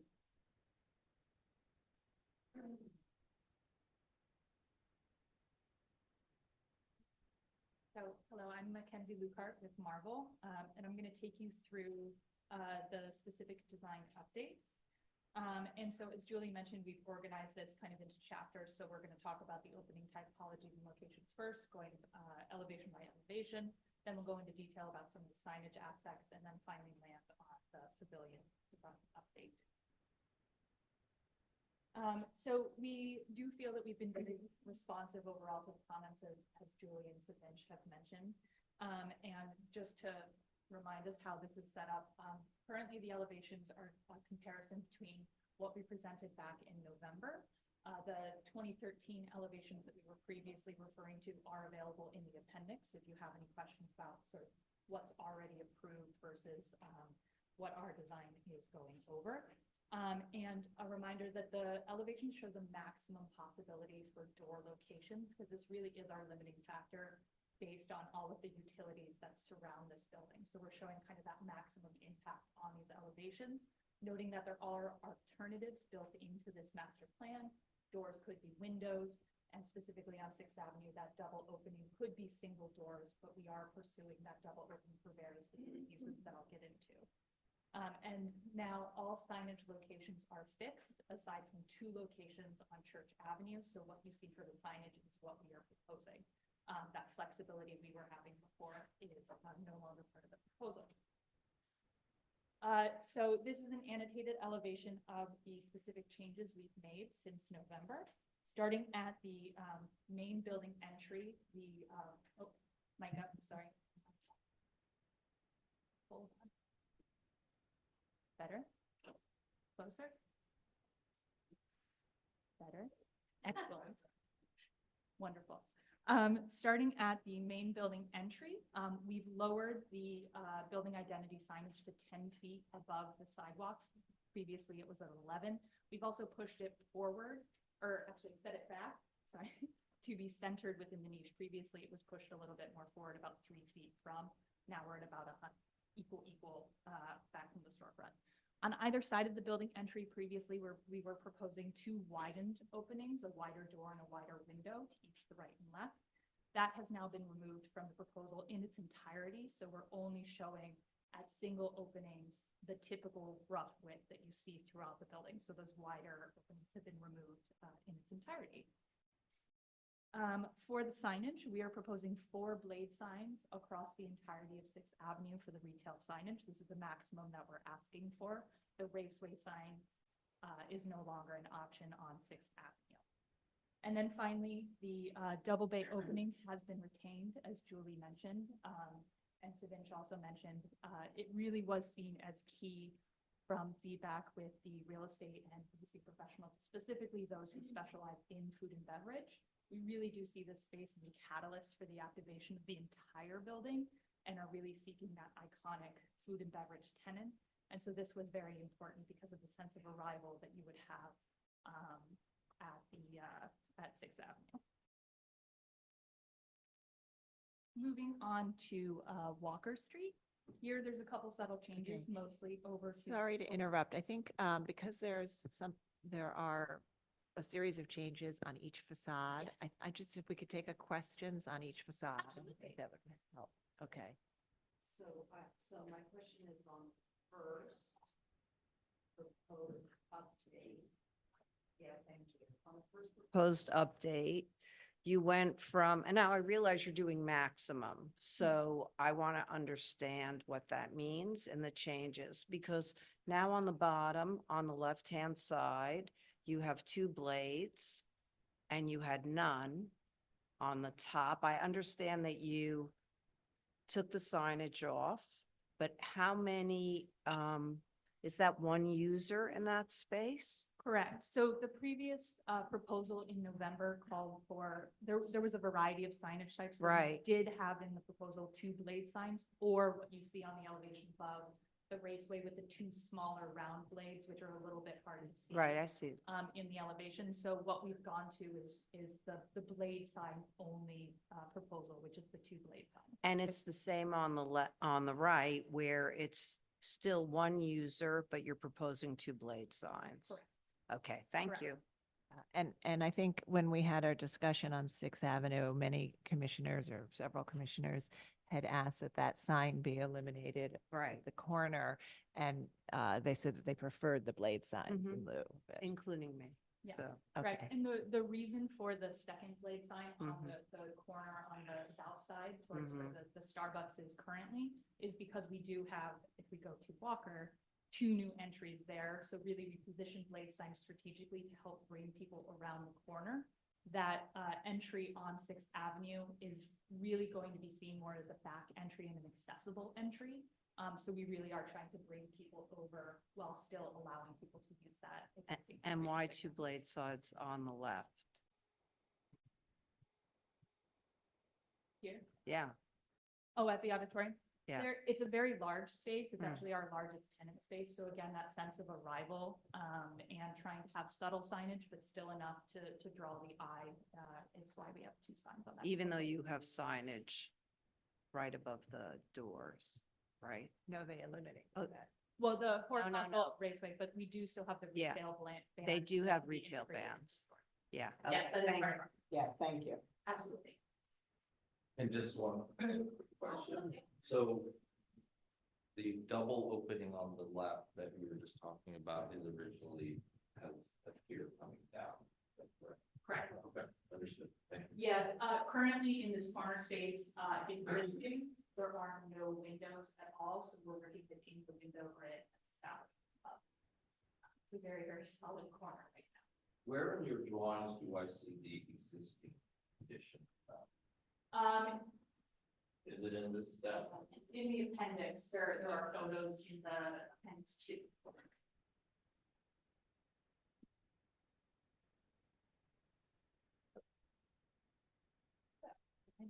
Notes. So moving on to Walker Street.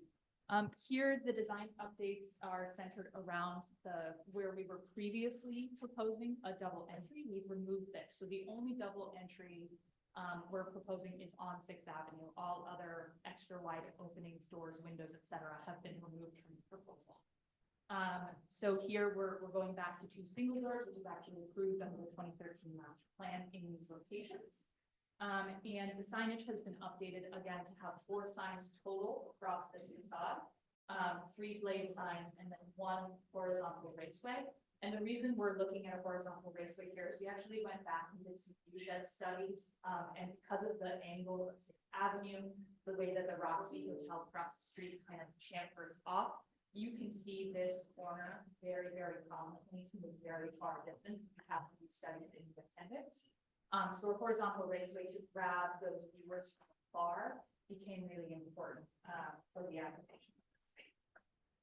And then just the articulated display windows and the new location is blocked for an entry that shifted over one day from the 13 master plan. That was all seen as very supported by the commissioners, so we haven't made any changes to that plan. Moving on to Church Street, which has always been a very tricky facade to deal with. If you remember how the building was actually developed and built over time, this was a party wall at one point. There's elevators, it's very, very solid. It's seen as the back door of the building, unfortunately, even though it's on such an open street. So what we're seeking to do is really reactivate and reinvigorate the street and bring a lot of life to it. This is actually the frontage that has the most possibility of tenants. As you saw from the plan Julie presented, we actually have the potential for 4 tenants on this facade. So the design update is a little bit different than what you saw in November because of this added tenant and a little bit of extra attention spent on this facade because we wanted to make sure it was right. So here, there's a lot of little changes on this facade, so you'll see a lot of blue. On the awnings, first and foremost, we wanted to study the location number of those. So previously we had 4 awnings clustered together on the north side of the building in those sets of doors. We've now distributed them evenly across the facade. So now we're asking for 3 locations, 1 per set of doors. So there'd be a maximum of 3 across the whole facade. For the new windows we're proposing on Church Street, we have removed the window on the corner pier to emphasize the verticality and solidity of that common corner. But we are maintaining that second window just adjacent to the door. And this again comes down to the potential demising of tenancy. It's a very dark, small space potentially, and if it's going to be successful as a mercantile retail doctor's office, any sort of use like that, light is very important, and also the opportunity for display window. We have worked with staff on the aesthetics of these windows we're proposing, so the design has been updated to better integrate with the storefront typology. We removed the divided light and brought back in sort of a more plate glass display window that it's a little better. Okay, then the signage here. So this is the one location where we're asking for a little bit of flexibility. The maximum signage we're asking for is 4, and what you see on this elevation is a combination of 1 horizontal raceway and 1 vertical blade, as seen on the south and the south. These 2 horizontal raceways, we're asking for 1 on the north and 1 on the south only, so they'll never be next to each other. However, we do have an option where those raceways become blade signs. And again, this comes down to the use and the tenancy. Those 2 tenants could become 1 tenant on the north side and the south side respectively. So we're just asking for a little bit of flexibility there on the signage, but it will still be 4 signs. Okay. So Lisbonard Street. We're very happy to say that we've complied with all of the commissioner comments on Lisbonard Street. Working from left to right, the extra wide opening on the east corner has been removed and is now a typical single opening. Mid-block, the extended sill we were proposing has been removed, and we're going to maintain the existing windows as they are now. And then on the west side, the expanded opening has been removed, and we're proposing 4 single windows where there are currently no window openings. Okay. Moving on to signage and awnings, just to go over some of the details that we went over briefly in the overall elevations.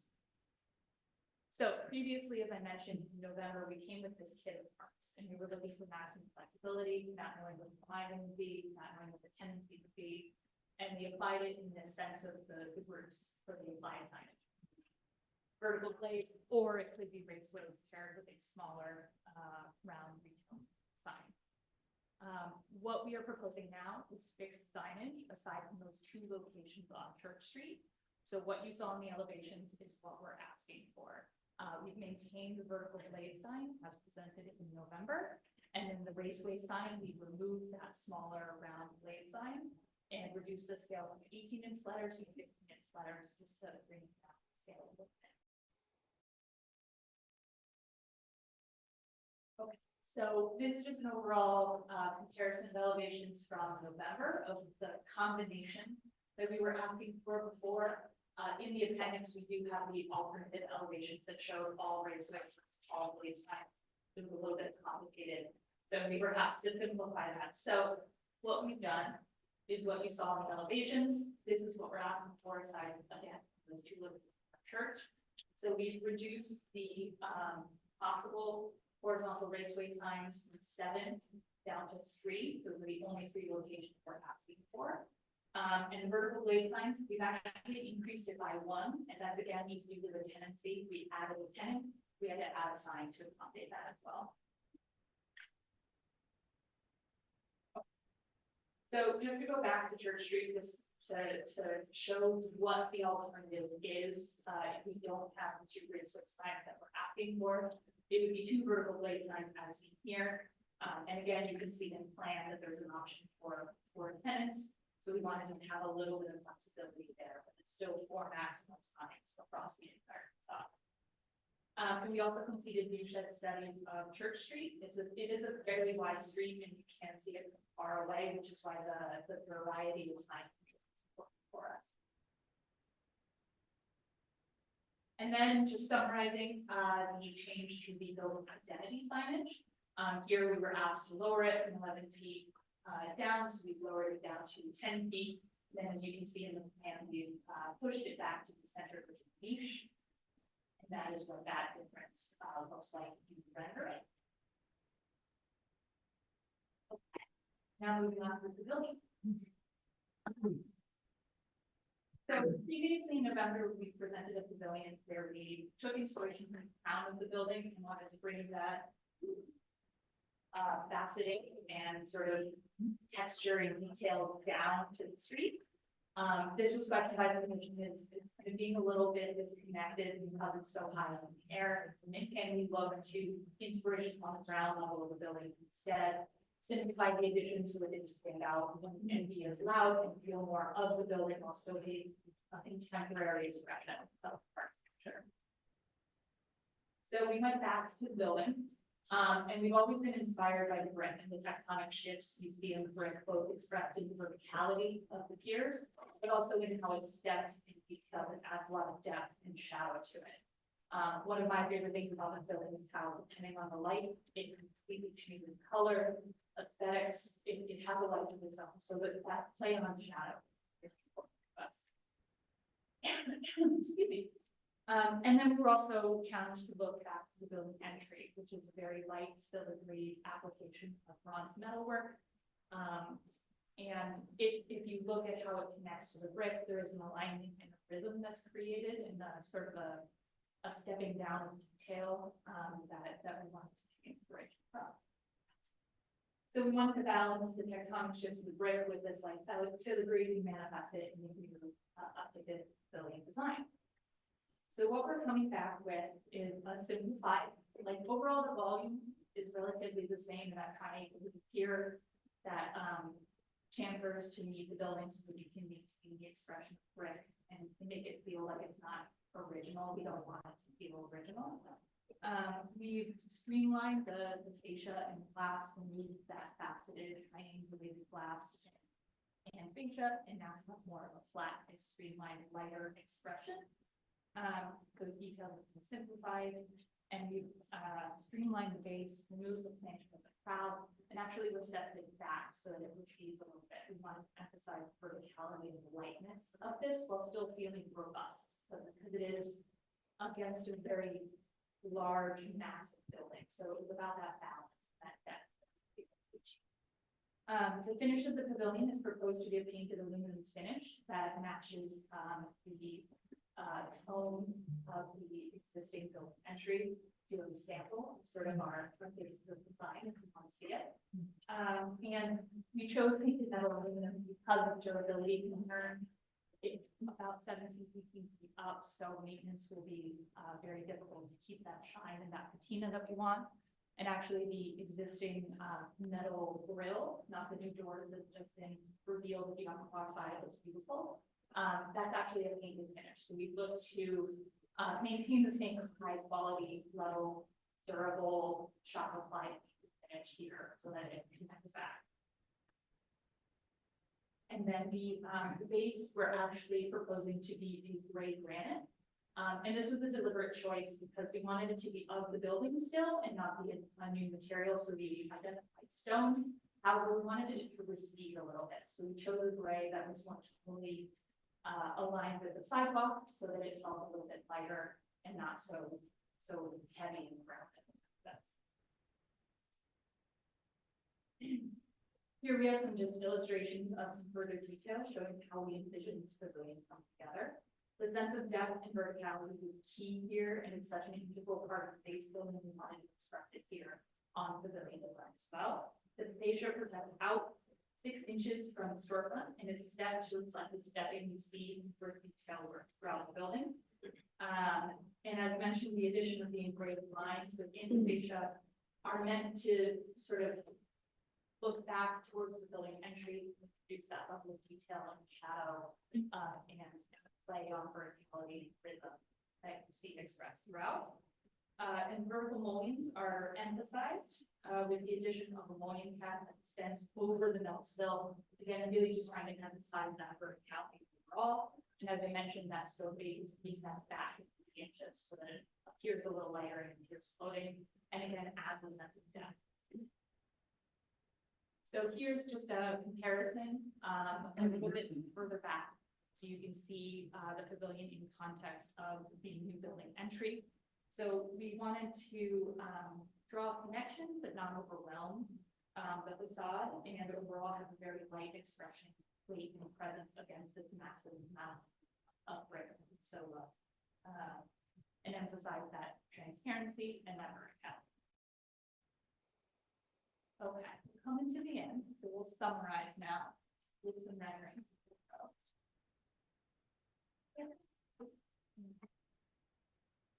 Okay, so this is just a quick comparison against the renderings that we showed in November versus today. So previously on the corner of Walker and 6th Avenue, we had a double opening and a wider opening at the door on Starbucks, further down towards 6th Avenue near next to the building entry. This has now been updated to the 2 single entries with that updated signage that we proposed, and then maintaining the existing width of the door.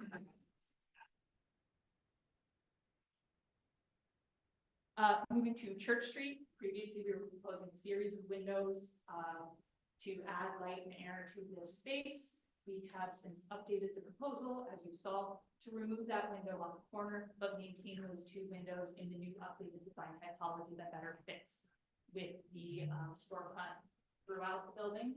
In those locations, here you can also see the awning that has now been relocated to the facade to be balanced and more distributed across the entire facade, as well as the updated signage here, which showing the horizontal raceway. And again, the horizontal raceway is smaller than it was previously. And then Church and Listenar Street, here you can see those 4 awnings we were previously proposing clustered together. And those, again, have been distributed across 1% of doors, the updated signage, and the smaller window on the corner towards Church on Listenar Street that's maintains the typical width of these buildings. And then finally landing back on 6th Avenue. We just went over this, so I won't dwell on this one very much, but our updated proposal seeks to balance and introduce vitality and a little bit of life to this building that is currently, a lot of people walk by it, which is sad. There it goes. So in summary, we feel our updated proposal is appropriate and very responsive to the commissioner comments before. The scale and monumentality of this building can handle these targeted interventions that we've presented here today without diminishing the character of the building. We really do feel that this building of the scale really needs this new life, and we've tried to do it in a balanced, subtle way. And careful consideration has been taken to celebrate the building while establishing a plan that will ensure the vitality and viability of the building well into the future. So thank you for your consideration. All right, thank you very much. Commissioners, do we have any other questions? Yes, Commissioner Chu. So I just wanted to know, and maybe I can find it in the detail, but when you create new openings in the masonry to to emulate the existing openings. Mhm. How are you dealing with that lintel detail up above? And how is that going to look compared to the existing construction? Is it So- true wall? On Sixth Avenue, the Yeah. detail brick exists. Okay. As it comes down, and because of the new openings we're making on, to connect the pavilion. Yeah. We'll actually have, we're planning on salvaging all of the brick that we remove for any new openings and using that to create some of the detail in the lintel. And within the appendix, there are sort of, details. We hope to make it look like all the other openings and not make it, So you'll do other. modern engineering, but it'll look like a true vaulted brick arch. Okay, so Yes. it'll look identical, and then the case where you cut into two openings, or you create two openings, so it was solid on Sixth Avenue. Yeah. The, underneath the pier is a condition that I've never seen on the building. What will you do there? So there, let's see if I can. I'm only raising this because I know that as you walk on the sidewalk, that's kind of what you look up at, because it's at your. Yeah, so there, what we played a lot with what that lintel condition would look like. Is it one larger arch? And Is then it? flat, and then Yeah, so what we landed on that we felt was the best balance was the two smaller arches across the sort of typical width with then a flattened portion, so that we kind of maintain that rhythm that you see throughout all the other windows. But there would be brick, so you'd see brick returning at that flat portion as well. So that would probably be the one place where it would appear false, because you would never have a flat brick arch, right? Yeah, well, you won't see very much of it because the door can actually be pushed fairly forward on Sixth Avenue. Because our property line is offset, we don't have to set it back the 18 inches you typically do. Mm. So I think we're anticipating just like a one white One brick. white exposed. Yeah, exposed, side. so it won't look Okay. odd or unbalanced in that sense. And then the other question on the finish of the pavilion plan has changed because it had articulation. Correct. And it's now been flattened. Correct. You also removed a planter on the corner. Correct. So that give you a little more space for the? No, we didn't really increase the square footage at all. We really just You streamlined pulled it it. back? Yeah, just pulled those facets Okay. back and removed the planter. And then underneath you now recess as opposed to come forward. Correct. And your recess is in a granite material, which is, is it so that it feels more like the sidewalk as opposed to the building and therefore not confused with the building?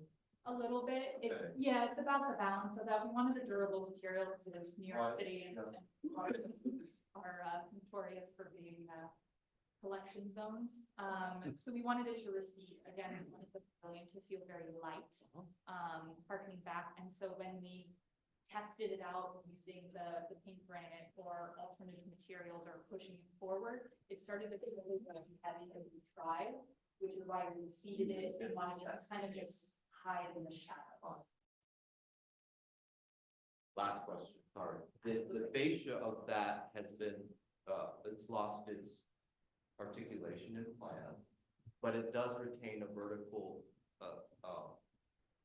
texture, correct? Yeah. At a minor scale, and then there's a larger scale as well. Yes, you can see, sorry, I think your rendering looks flatter than it really is. it's because of the angle. That's Yeah. why we did this illustration as well. The angle of the rendering, when we updated the design, just didn't quite I actually highlight think all the that depth. angle did look too flat. honestly. Yeah. Because you have a lot of surface, it's very tall, and my only concern from your previous is that you flatten too much. Because I get concerned with metal panel and too much of a flat area may not feel as textured as you probably wanted it to. Yeah, it's a little hard to see here, but on the top, my Yeah. hands aren't working, the top right, the second image down, that's sort of the stepping. Yeah, and it steps back an inch at each one. So it's about 2 inches of depth within the fascia itself. And then that projects out 6 inches from the facade. So it's a fair bit of depth and shadow line, and it'll change throughout the day. And then with the engraved lines, we really feel it'll kind of be very active and vibrant and again, just change. And that's just a similar metal, is a little softened on the other side? Is it just Yes, metal? yeah, we'll return the same metal. Yeah. Yeah, we wanted to make it feel light, but also feel like it's robust enough to stand up to the main building. All right, thank you. Any other final questions? All right, let's move to close the hearing and begin our discussion. Or actually, we don't need to close the hearing as we never opened it, but we'll begin our discussion. And so thank you. This is a very robust building and with with 4 sides. And so I appreciate how thoughtful you were in your initial presentation and then in going through these changes. And also appreciated last time the commissioners being able to walk through their concerns sort of facade by facade. But I think, to summarize where we left it last time is I think that most commissioners really, I think everybody supported the idea of this adaptive reuse and revitalizing the base and opening up and the base of this building and allowing for this new use to succeed here. And so I think we were very supportive of the goals, and there were some comments about the widening of the window openings, which has been eliminated except on 6th Avenue. I think everybody suggested lowering the sign at the entry on 6th Avenue, which has been done, and everybody sort of agreed that simplifying the prow and doing materials that would relate to the base of the building instead of the top would be a better solution. And so you see the revised proposal today. There are on Church Street, I think, then there were concerns about the raceway opening, raceway signage over some of the openings, which has been eliminated on 6th Avenue, that sort of more prominent opening where you do want to keep a wider opening. But on Church Street, I think asking for the opportunity to do up to 2 there. And then otherwise simplified the sign types. And so I think this is very responsive, sort of addressing the main themes and talking through some of the design decisions that have been made here. So we'll begin our discussion and start with Vice Chair Bland. I think last time you were extremely supportive and I think only suggested looking at something that would relate to the bronze at the ground floor and lowering the entrance at 6th Avenue, the sign at the entrance at 6th Avenue. Well, I remain very impressed by the careful study on all 4 street facades of this extraordinary building. I guess any building has to have a back, and although it was presented that is it Church Street, I guess is the back. It's still a pretty cool back. I think what's been offered up here was very responsive to the general comments that we heard. I think the slight revisions to the pavilion are appropriate. And I'll note that although there was suggestion that the base may be done in another material, I think the grottiness of what happens down there at that level of all New York City streets and sidewalks is significant and appropriately should be in the granite that's been suggested. So I'll keep it at that. And I think this is a wonderful, exquisite adjustments of a wonderful building. Thank you. All right, Commissioner Lutfi, I think last time you were also very supportive and even understood the need to widen openings, although asked them to preserve piers where they could, which they've done in some instances, and also lowering the sign at the entry and looking at the bronze at the prow and the number of signs. Yeah. I asked also was that they look at that they present the signage in a way, which you have done, where you're looking at like the maximum flexibility for your floor plates so that ultimately you would have like a greater plan that could be modified. And I really appreciate that. And I think it helps from a uniformity standpoint. And I think it helps you plan appropriately. So thank you for that. And I understand, your need for potentially putting some raceway signage in there and you want some flexibility. The only one thing I would do with the signage is take out that one blade, that one extra blade. You have two for one space close to the pavilion. I would just take out one of them. That's my recommendation. In terms of the change, I really like the changes to the pavilion. I like the fact that you simplified the top. I personally would not put granite at the bottom. You've simplified the bottom, so it's not so bulky looking and you've recessed it a little bit. I would either match the building or maybe put metal down there or something else that connects it visually, because I think there's a break here that doesn't visually make sense to me. Otherwise, I think it's great and thank you very much. And I'm excited. I'll be very excited to walk down these streets. Great. Commissioner Chu? Yeah, I think that I want to thank the applicant. I think that this proposal is excellent. It's very detailed. Doesn't leave a lot of questions for us. I think your revisions have all been really carefully listened to our comments and you've addressed them. Where you had openings we were uncomfortable with, I found, from my opinion, you removed all those openings. And those were the corners of the buildings, which we wanted to retain the massiveness. But this was a telecom building. It was not a human-friendly building when it was built, and the neighborhood was very different. So I completely understand the effort and the desire to enliven the ground floor. So I think the rest of your proposals were respectful, and I think it's a really handsome renovation. Great, thank you. Commissioner Master?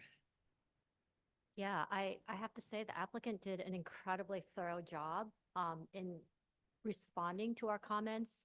And not only responding and making the changes, but also in thinking very carefully about the changes that they retained and why they had to retain it. So for example, on 6th Avenue, where they have the double opening, where they went back to, their real estate team and said, because it's probably going to be a restaurant tenant, that that opening is necessary, which I completely agree with.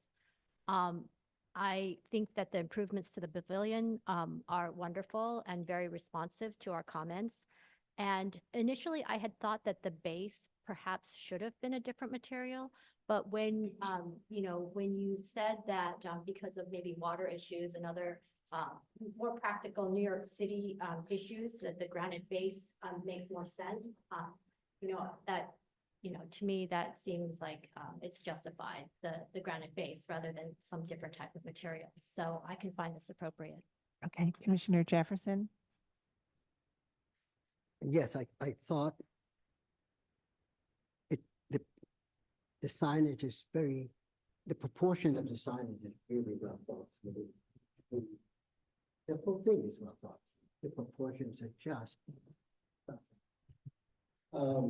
The pavilion in front, I think works really well because it's a separate entity and it has its own language. And because of that, I think it's appropriate. Okay, Commissioner Goldblum? I agree that it's a well done proposal. I like the three-dimensionality of the former pavilion. I thought it was richer, but I can accept this. I think the color is right. I just can't. I personally can't vote for the removal of that pier on 6th Avenue or the removal of the interior pier at the Point. I hear you. I know why it's important. It just looks like a missing tooth on the main facade of the building. I can't do it. Okay, Commissioner Chen? Yeah, I agree with the majority of the comments. I think kudos to the applicant, very thoughtful, very well done. I can see why you spent 4 months working on this. Speaking of somebody who comes out from the station all the time, this is very much like not only robust fortress-like block, and it's so quiet in that area. is almost, so I look forward to see this being revitalized and having a human touch, a more human scale, and these amenities. So I agree with Vice Chair, I think, and also other commissioner, that the base on the pavilion is fine with me as a gray granite or, a stone material. I also agree with Commissioner Chu's comment about, let the applicant and this great architect to have the freedom to do, don't make the top panel too flat. I think you may have listened to us too much. So feel free to have some freedom. Thank you. All right, great. Good. Again, thank you for your very responsive comments. And Commissioner Goldblum, I do understand your concern about that pier on 6th Avenue. I think on balance, where you've you eliminated the wider openings on the other facades, I think that for me, that sort of created enough of a balance that we could have a little flexibility here on 6th Avenue next to the prow, where it sort of reads horizontally as well as vertically. And so that interruption in the verticality there, I think, is acceptable given that balance across the building and its location on the corner. So I think we are at a place where we can move to approve this as presented. As you think about that granite base, please continue to work with staff on final samples so that we can address any concerns that there might have been about the coloring of it. But I think otherwise we can move to approve this as is. Commissioner Bland, would you make the motion? My reading aloud will be tested here. Okay, in the matter of 32 Avenue of the Americas, the long-distance building of the American Telephone and Telegraph Company. This is an application to modify a master plan to alter ground floor openings and install storefront infills, marquees, and signage, and to construct an addition, install lighting and paving, and replace interior doors.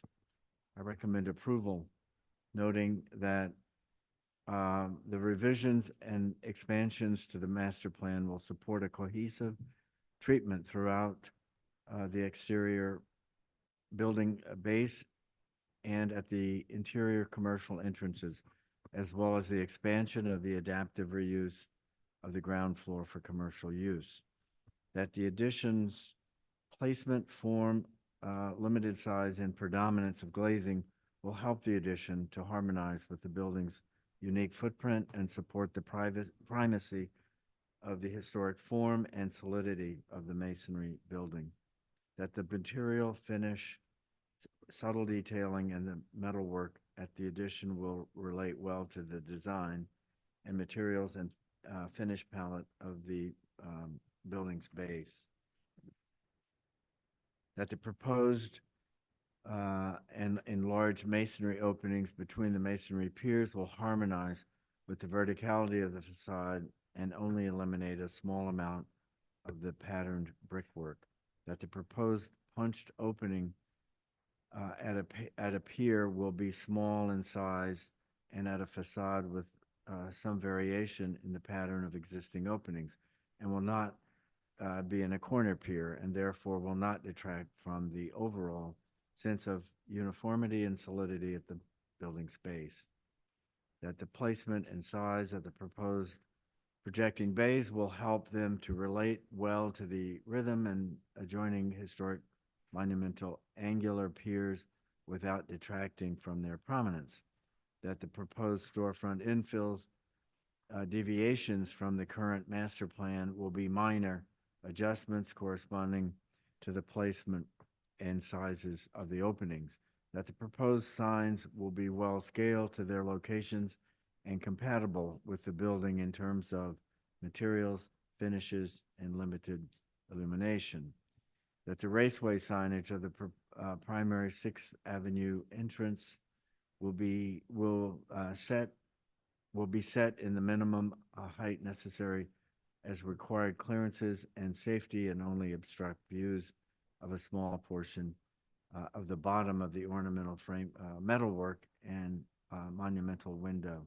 that the restrictions of the placement and variations of the storefront signage types will only allow for a small amount of decorative brickwork to be concealed and will support the building's overall sense of uniformity. That the simple design, limited size and number, and compatible material and finish of the awnings of the required spacing between them will help the awnings to be a harmonious and subordinate presence. That the proposed vehicular entrances will be simply designed, typical in terms of material and size, neutral in finish, and grouped with the existing vehicular service entrance, helping them to be compatible with their context. That the proposed planters will be simply designed, limited in number, and well scaled in the building base. That the proposed decorative paving at the threshold will recall the character of paving sometimes found at the main entrance of Art Deco buildings of this type and age. That the limited replacement of the bronze lobby doors will not eliminate a symmetrical composition or the presence of the door type within the lobby, and that the replacement lobby doors will feature materials, finishes, and linear motif of decoration and a film at the glazing, which will support the unity and character of the lobby design. Let's see, do I read this next part? No, right, so that's the end. Okay, all right. And Commissioner Chen, would you second that motion? Second. Mark, will you call the vote? Chair Carroll, Aye. Commissioner Bland, Aye. Commissioner Chen, Aye. Commissioner Chu, Aye. Commissioner Ginsburg. Oh, he's Oh, he's recused. recused, correct, sorry. Commissioner Goldblum. No. Commissioner Jefferson. Aye. Commissioner Lutfi. Aye. Commissioner Master. Aye. 7 in favor and 1 opposed. The motion passes.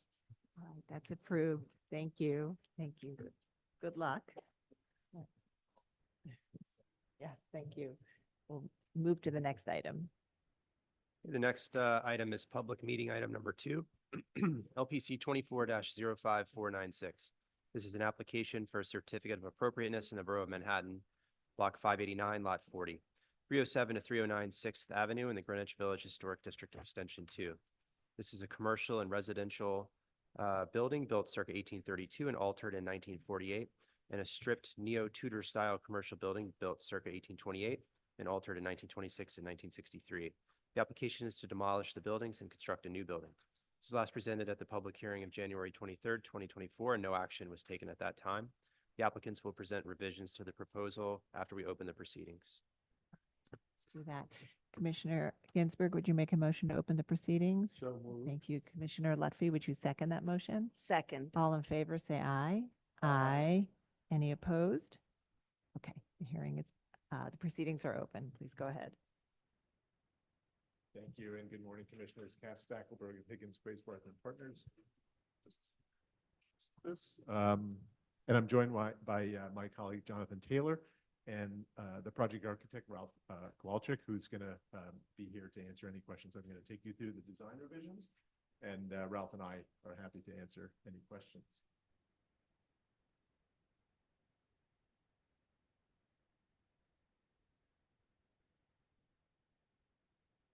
The project site is 307 and 309 6th Avenue, located, sorry.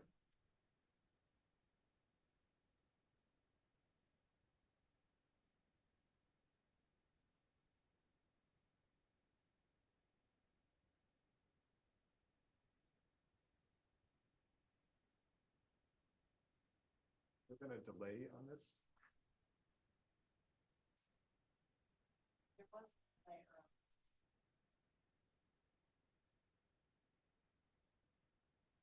Okay, there we go. Let's start again. So 307 and 309 are these two buildings here in the middle of the slide. Two buildings that have had numerous alterations.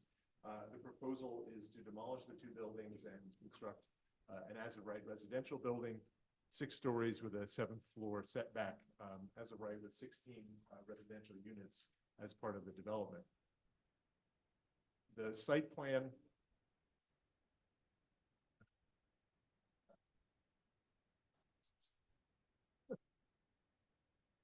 the site plan on the right illustrates that these are 2 extremely deep lots, measuring about 155 feet deep. These are the original configuration of the lots, which necessitate certain or triggers certain requirements under the zoning resolution, which calls for an internal court, which we discussed in the previous presentation. And on the left is a district map showing the placement of the buildings across the street or on 6th Avenue on this very wide, 100-foot wide 6th Avenue. Detailed photo of the 2 buildings, 307 on the left, 309 on the right. At the public hearing in January, the commissioners, there was consensus that the demolition of these 2 buildings could be found appropriate, that they don't contribute to the special character of the district itself. And the proposal that we shared with you in January, shown on the left, the consensus among the commissioners at that time was that the scale and massing of the building was acceptable along with the demolition, but that the articulation of the front facade, and the request was to really restudy the front facade, was that that building had too much of a loft look to it, that it drew its inspiration perhaps from other buildings in other districts. And there was a suggestion to look to the tenement model, which is a much more prevalent model in this district, the Greenwich Village Historic District Extension 2. There was comments that the facade itself the original design was too timid and was somber. And in fact, one of the commissioners even said that the new design should have more pizzazz. So channeling those comments, Ralph has redesigned the front facade of the building, looking more to the tenement model and the organization and articulation, the rhythm, proportion, materiality, the contrast of materials, to bring forward a new design for this building that would be a contemporary interpretation of that earlier tenement model, and we think is an enhancement to the streetscape and to the building itself. Just specifically, a few things to point out. There's now a sort of a 3-bay rhythm across the facade, with the center bays, paired windows recessed, and the outer bays projecting. A contrast of materials now in a rich red brick with a cast stone meant to replicate bluestone. The palette, of course, now is more distinctive. There was discussion among the commissioners about having a more typical and pronounced storefront. The ground floor has been restudied, and you'll see in the designs that I'll share with you in a moment, the ground floor now has this pronounced horizontal sign band with a clearly articulated storefront at the center, with entry bays and egress doors flanking that. The Roman brick of the upper facade has been replaced by as I said, a rich red common brick, and the side elevations now are finished in a different common brick, whereas before the front facade had a brick that wrapped the side. The side returns now have a distinctive and separate common brick across the facade. And then there was also discussion about the top floor, the 7th floor, which had been designed in glass with limestone trim, and that has now been redesigned and clad in red brick, again picking up the distinctions on the front facade with the deeper red brick on the street-facing side and the common brick on the return. And so you now have this feature that reads almost more like a bulkhead, a fenestrated bulkhead, perhaps not dissimilar to the bulkhead that you can see on the right margin of the Veritite building directly up the street within the district. Looking at the district context, this request to look at the design and restudy it has given us the opportunity to spend more time walking in the district and looking together and talking about what we see. We've represented just 6 buildings, 3 here and 3 on the next slide, that we think illustrate this sort of range of materiality and contrast and rhythm and proportion that Ralph has looked to as an interpretation for his new design. So these 3 buildings on Bleecker, Leroy, and Bedford Street, they range in periods of construction, really a small span of years, but really show this sort of spread of materiality and the distinctions between the red brick and the lighter stone trim, whether it's terracotta or sandstone. On the right, you can see this play, the facade play with the center bays recessed, the outer bays projecting, and the textural quality that is so typical of tenement house design. These next three buildings on Jones and Downing Street, the one on the left, a similar arrangement with the sort of varying planes on the front facade. The ones in the middle, the image on the middle, in the middle and the right, also do an interesting thing where there are recessed openings, particularly at the top floor, but you can see it elsewhere across the facade, where there's a treatment of the masonry, the sort of articulated masonry at the heads above the lintels that actually, where the bays are actually inset. So we're looking at all these sort of textural qualities of the tenement house design. Previously, as I mentioned, the commissioners felt that the previous design was drawn too much from a loft type, and so now we're looking more closely at tenement house design, and of course, establishing a sort of more contemporary expression of that, but that had its derivation in these earlier tenement buildings. So block elevation existing above and proposed below. This block has a wide range of scales as well as types. There was a church that had been converted to a movie house. Obviously, the tall commercial building, the Veritite building on the northern end of the block. Our building at a 6-story street wall with a 7th floor at the top, very much within the sort of scale, rhythm, and variation that exists across the block front.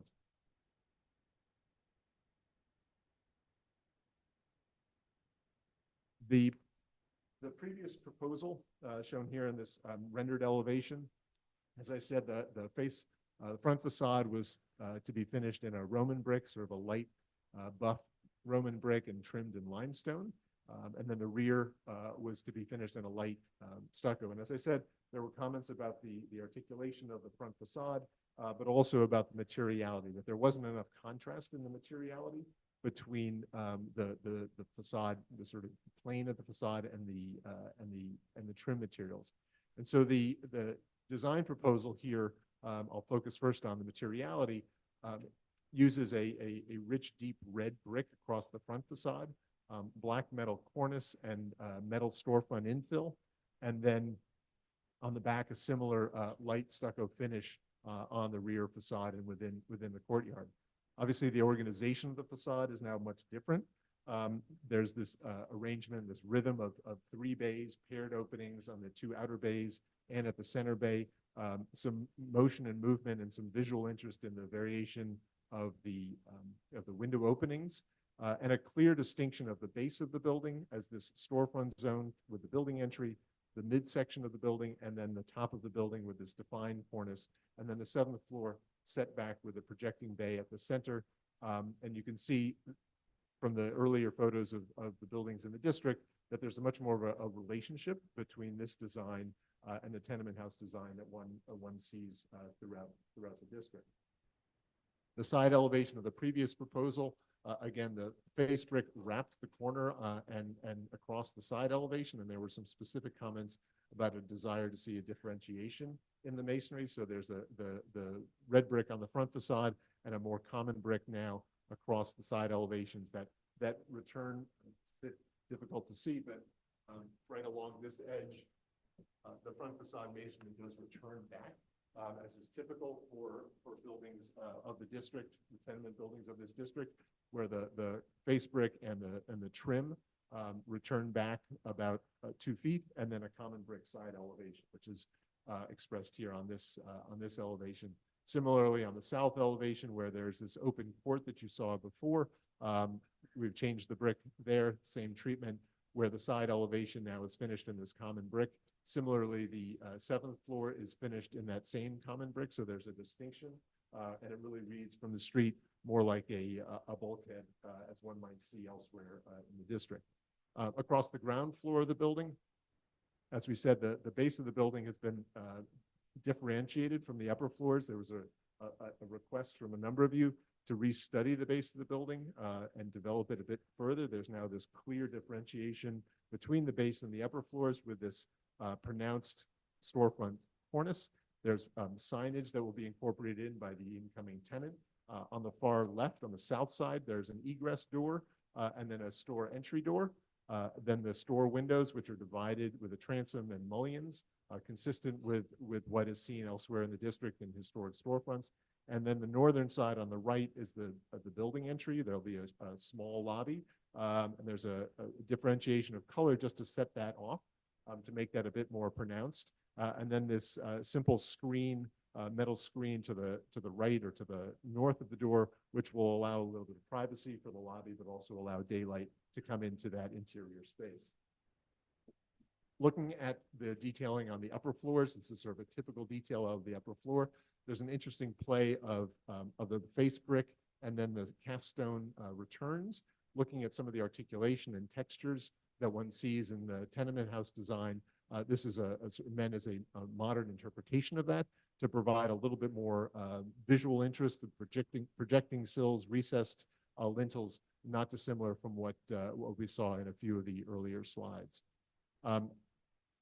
And then here on the paired openings, these sort of sill courses, which run across the central bay of the storefront, of the facade, with these casement windows and the articulation and detailing now that's incorporated into the facade.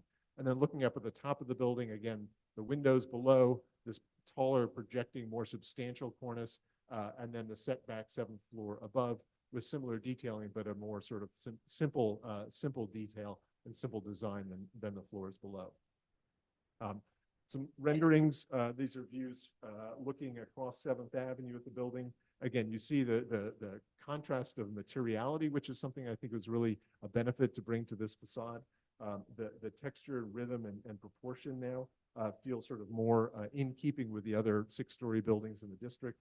The rooftop construction, now done in brick, feels like it is now much more a part of the building as compared to the previous design, which was clad in glass. And then stepping back a little bit, this is the one view where you see over that 2-story taxpayer to the south, where you see for this brief moment into the courtyard, but you get a sense of the different quality now and textures of that front facade. The top floor, again, visible across this very wide 100-foot 6th Avenue, where there is some visibility, but we think this is consistent with rooftop features that the commission has approved in other new buildings in the district. And then some longer views, again, up 6th Avenue. As we discussed back in January, this stretch of 6th Avenue and of the district has a tremendous variation in scale and building type. And we think that this building fits very comfortably within this context. Looking south from 3rd Street, the bulkhead and core is finished in brick in large part, in stucco in large part because of the dimensions that are required to fit circulation from the front of the development to the back.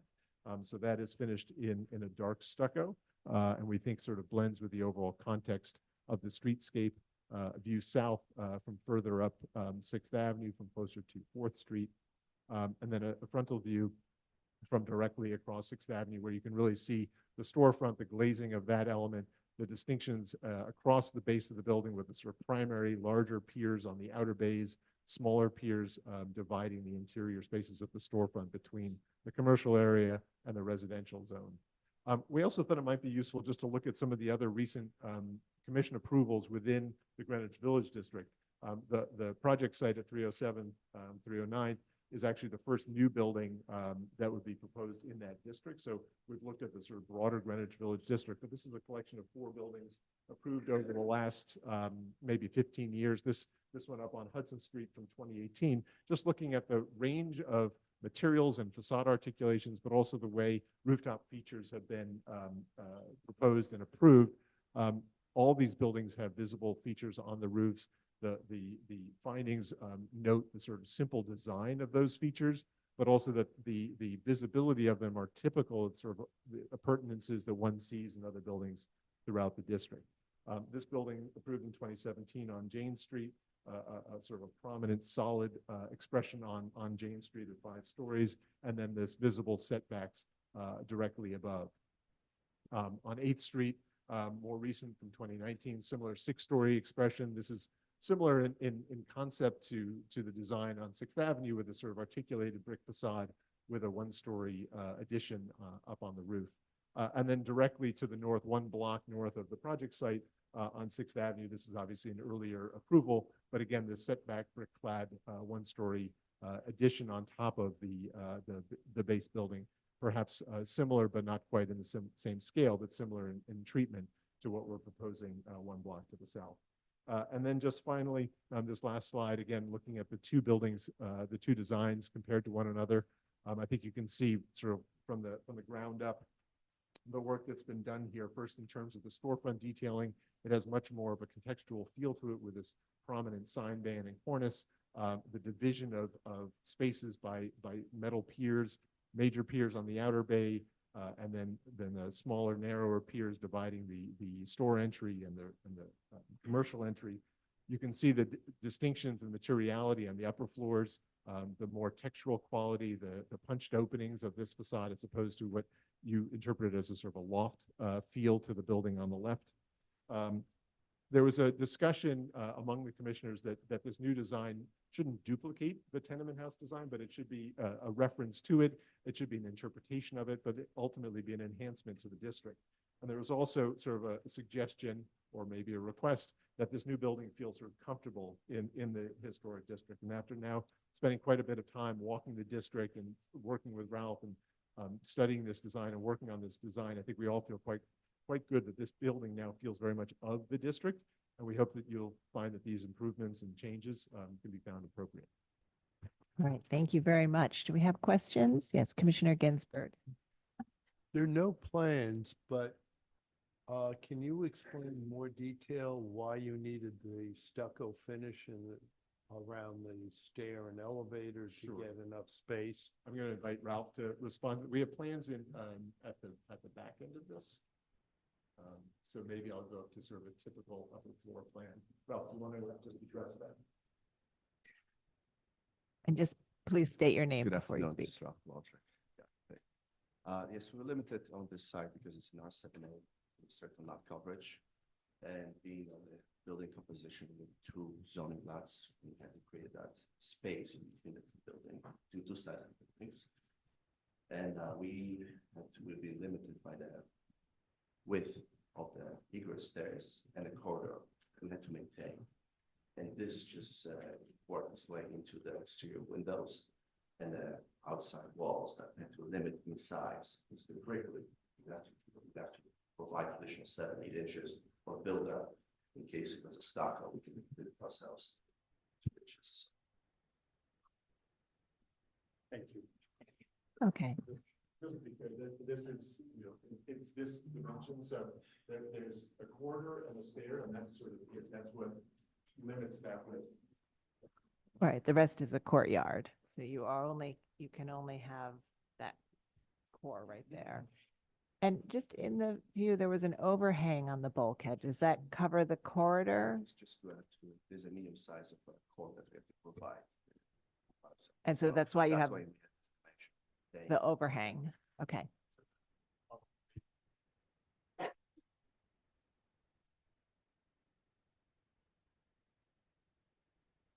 Yes, at the same token, because of the lot coverage and how much we'd be able to provide the roof and the bulkhead, we had to expand the bulkhead in order to provide the NY access, fire department access from one side of the building to the other side of the building.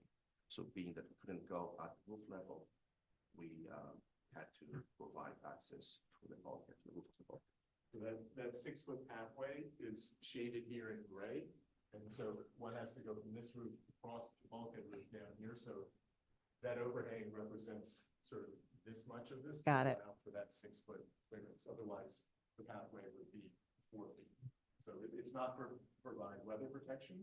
It's for the fire alarm. Okay, understood. All right, other questions? Yes, Commissioner Jefferson. When I look at the examples that you showed, your tenement's facade, and when I look at the tenement's facade, they're dynamic, they're moving, they have rhythms on them. They have a certain flair to the tenement facades. which I don't see in yours. And the question I have is, you decided not to have that type of rhythm? You decided to calm it down? Is that the concept of your project, is to kind of calm it down? Let me turn to one of these renderings that maybe shows this most clearly. I think for us, I think what you saw in January, and I think it was your comment actually, about it being somber or solemn. I think we took that and looked back at those historical references, but I think we were also, and I don't think there's been any interest in sort of replicating what's there, but creating a sort of a contemporary interpretation of the idea. So I think there is actually quite a bit of animation to this facade, and I think one of the commissioners particularly noted about suggested a contrast in materiality, one way to sort of bring a little bit of pizzazz and life to the facade, but I think also the change in planes and the way that the openings are articulated with the angled stone and recessed and articulated stone. I think there's actually quite a lot of movement and texture to this facade. Maybe it doesn't read through in these renderings, and I can go back to some of these details perhaps that show it better. But I think there's actually quite a bit of animation to this facade, which was lacking before.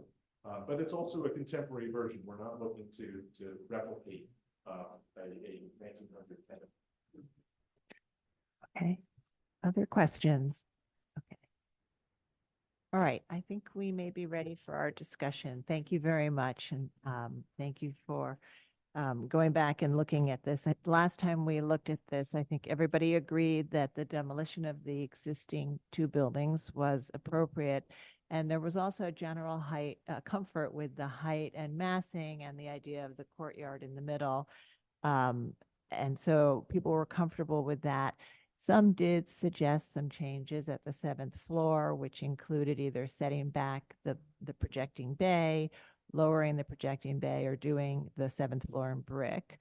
And then everybody agreed that the previous design needed some work, that its sort of articulation, sort of these framed openings, was more typical of loft buildings, and the applicants were asked to look at the tenement typology in this historic district. And so they're back today with a new design with punched openings, brick and stone, and that they have shown some changes in the depth and detailing as well.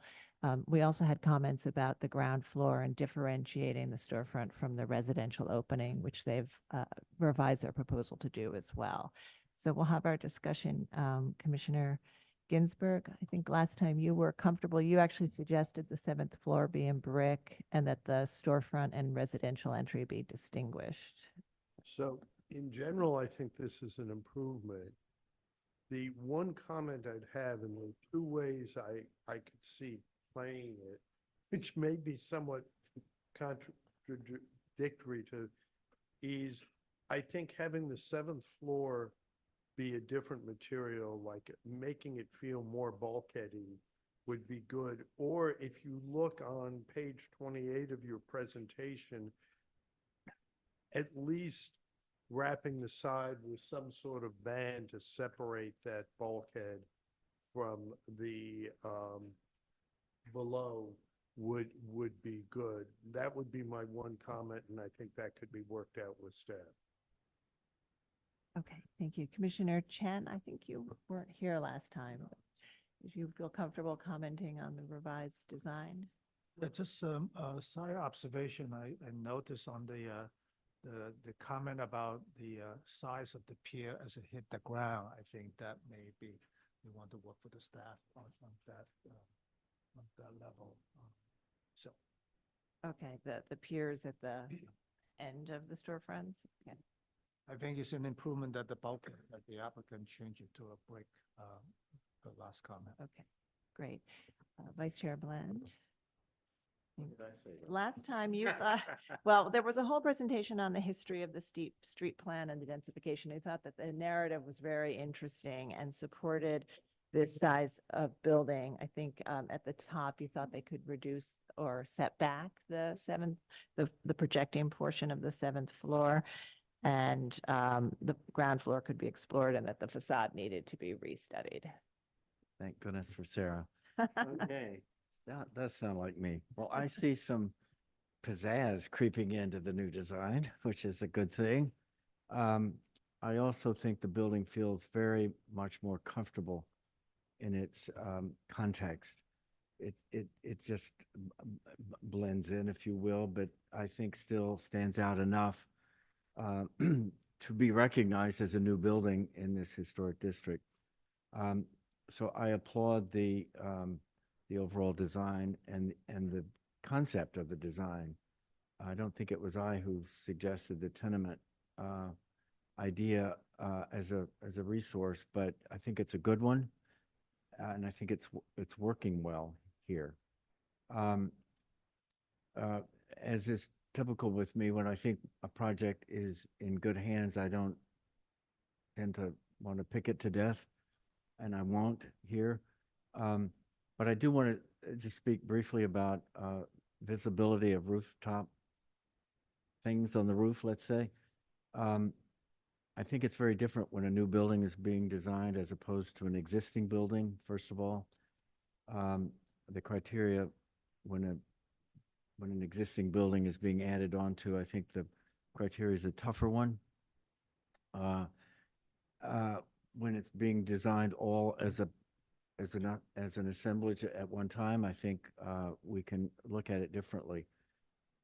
However, that said, I do think that because of the cornice and the strong cornice here, maybe we're seeing a little bit too much of the part that sticks out, and maybe if that could just recede. But I think I guess the brick is okay, although I think Commissioner Ginsburg's idea of changing to another material might help that issue. But I think maybe we're just seeing slightly too much of it.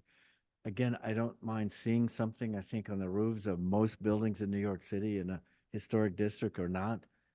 You know, we see stuff on the roof, and that's part of the gestalt. That's part of what we learn to live with and to see, and in many cases admire. But I just think maybe in this case, we're seeing a little bit too much of it, and maybe in the wrong material as well. Otherwise, I think this building is appropriate. And a question for both of you on the material. Do you think that the whole seventh floor should be a different material, or the back piece could be brick and the bay could be articulated as something different? Is that what you were thinking of, Commissioner Ginsburg? I'm not sure. Okay. Okay. All right. Commissioner Lutfi? So I definitely think, and I think what you did was you redesigned this in a way so that it fits within the context. And you added some articulation in here that adds to its that gives the building some interest, but doesn't, and I'm speaking about the facade, and but doesn't overwhelm it. So I like the recess. I like, just the work around the top of the windows. I think it works very well. I also think you did, I like the cornice. I think it was, I like the way that you differentiate the base, but I do agree with what I think Commissioner Chen alluded to, is that we somehow lost a connection between the top of the building and the bottom, and that maybe there are these piers now and the base that look a little like skinny legs that might need to be widened a bit so they relate a little more to the top. if that makes sense. And then I also, I don't have a problem with some visibility at the top, but I do think this front piece is too visible. And I don't know what the height is and if it can be lowered or if it in some way can be just set back more or integrated into the back. It's just, I think it actually takes not only, Fred, I think you said it, it competes now with the cornice, but it also detracts a little bit from the building. So that would be something I would recommend. And I do think you need to work with staff on that on the side of the building, what to do in terms of the materiality, where the bulkhead is and where the bulkhead meets the base, you know, the top of the building, which we're not looking at here. So if that makes sense. Okay. Commissioner Chu? Oh. And I look at the previous, I don't think I was here. No, you were not here last time, yeah. Yeah. This is an overall comment. It's interesting to hear that there was, the commission mentioned about precedent in terms of what to use in terms of the style for the new building or use. And maybe the previous version was more manufacturing feeling than residential. For me, I feel like it really relates to how you scale and proportion the elements. I don't think there is an answer to that. It's about how you put it together. My comment overall is I think it's appropriate, but I do feel that there's a sense of lack of sense of scale in this new proposal that I think the previous had. I also think the previous had a better relationship to the ground floor than the current. So there's a sort of a horizontal break at the base to the top, and then the cornice, I'm not going to get into style because it's not really about, you know, you can do a modern building here in a historic district, or you can do something that feels more appropriate, therefore feeling more historic. There's something to me a bit odd about doing a new building, putting a historic cornice, then putting a penthouse that looks like it was added to it. This is all new construction, and I would hope the architect could compose a new building design that didn't make the roof feel awkward. I feel that it feels like an addition. And I think the centerpiece projects way too far forward. The view of it is tremendous. If we were to look at this as an addition on an existing building, we'd have issue. And so I have to look at this as a combination and a composition that the cornice as a new element is specifically there to create the head. And then therefore any addition penthouse, I would think, would fall away from the sideline of that cornice. So in terms of the windows, I do think it's kind of playful and interesting. There is actually a lot going on at this facade. The rendering's a bit hard to tell, but there's a lot of articulation. And those the jambs are actually stone. I looked at the notes. There's stone on the jamb and brick on the face. It looks like paint, or painted metal, but I think it is in fact stone. And I think it could be interesting. I do think they need to work with staff on really picking the stone color and how that's going to work with the brick. I do feel that you could have brought the ends of the building down and then inset the dark storefront into it to connect it to the ground. And it's a minor point. I do feel that the storefront is a bit messy. The stone articulation on the right side of that facade, I don't quite understand how it relates to the bigger picture. And I do see that that could relate to the upper window openings in the materiality and the sort of raised header, but I don't feel like it's really working yet. I understand the comment about the overhang at the roof for the bulkhead, but again, I find that it brings unnecessary attention to itself, and it is quite visible. I wonder if there's another solution that detaches that roof overhang from the overall mass to lighten its effect to the overall effect of the bulkhead. Those are my comments. Okay, Commissioner Master? So I agree that this is a big improvement from the first time that we saw it. I think that going with the tenement idea was a good idea. And I do think that you have tried to, I guess, express some dynamism, some interesting facets into your design, and much preferable to the first design. In terms of the upper bulkhead, the addition, the rooftop addition, I don't know what the solution is. I know that there have been some comments, so I would say I agree with Chair Carroll's suggestion. I think that was also articulated by Commissioner Bland and Commissioner Ginsburg about, and I don't recall what it is, but like I think that was a good solution.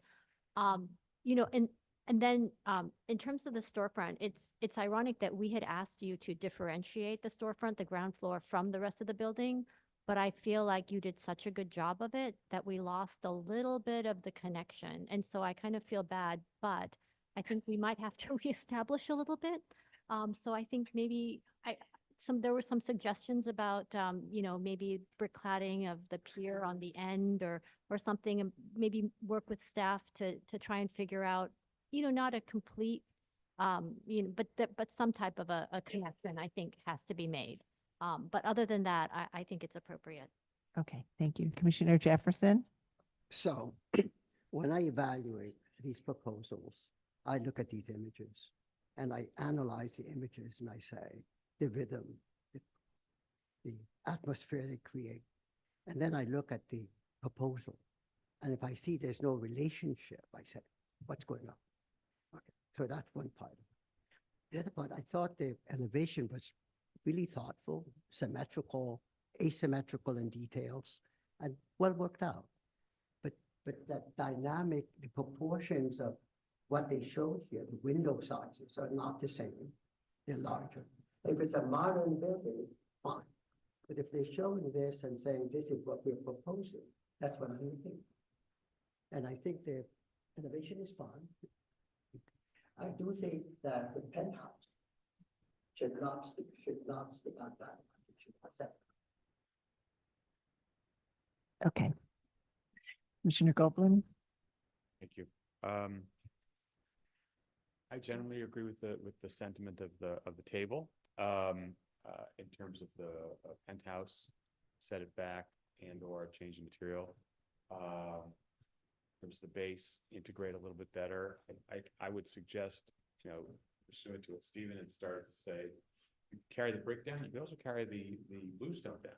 And the bluestone, which is your accent material, might be more appropriate on the base and would kind of make the connection you're looking for, just kind of lighten it up and make it not the big black mass that's kind of floating into the building. The building's floating on. I think it would help a little bit. But in general, I think it's an interesting and good design. One thing that I think is I'm wondering how it's going to work out is this kind of the back and forth jazziness of the windows and the side bays. I get it. We've seen a lot of that. If you look at housing nowadays, that's kind of move number 4 out of 7 that are used on pretty much every new building. But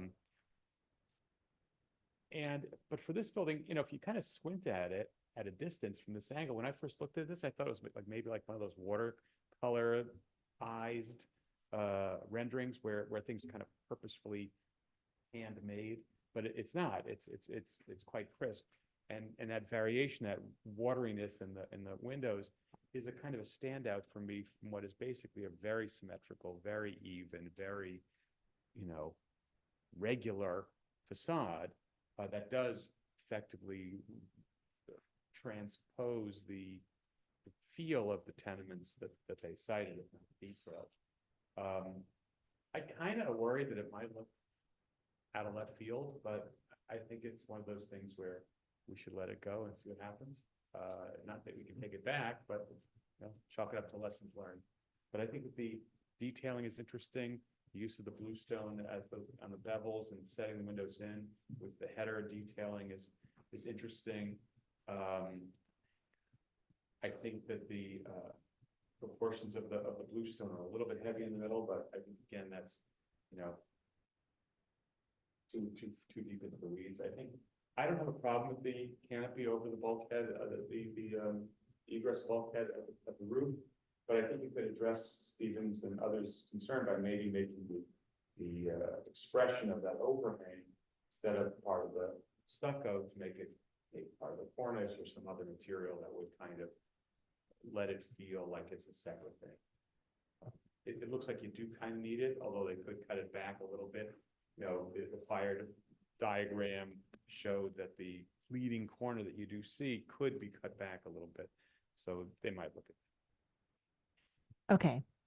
All right. So I think, you know, there continues to be some concerns about the base, which I'm sure you can resolve at staff level, sort of tightening that up with thinking about stone or brick cladding at the piers.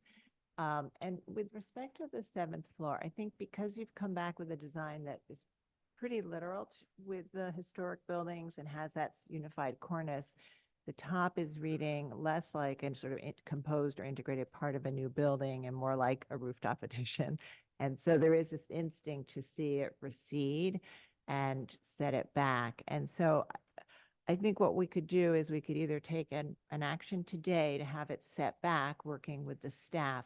I think if you want to think about it a different way and think about it in terms of its material and design and how it might integrate with the cornice, then we won't take an action if you want to sort of, that's a redesign that I think we'd want to have come back. So I think we'll leave it to you to, sure.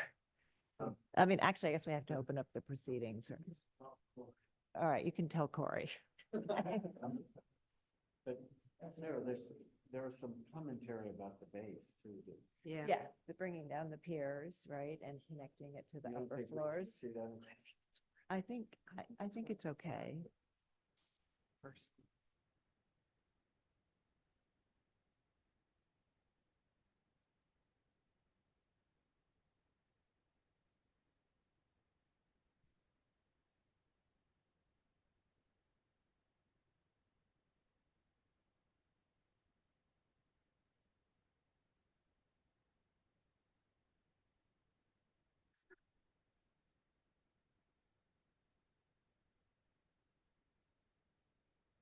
All right, so the applicants have indicated that an approval with modifications along the lines of what's discussed and with regard to the dormer, that pushing it back to a sufficient point satisfactory with the staff so that it has less impact over the cornice would be something they're willing to go with today. Okay. All right, so we'll make a motion to approve with the condition that they work with the staff on the articulation at the base and particularly at thinking about masonry at the stone piers and other details as to be adjusted as needed with that. And then setting back the front projecting piece of the 7th floor and thinking about the articulation of where the bulkhead meets the brick wall. Yeah. Thank you. With regards to LPC 24-05496, 307, 309 6th Avenue, Greenwich Village Historic District Extension 2, a commercial and residential building built circa 1832 and altered in 1948, and a strip neo-Tudor style commercial building built circa 1828 and altered in 1926 and 1963. Application is to demolish the building and construct a new building.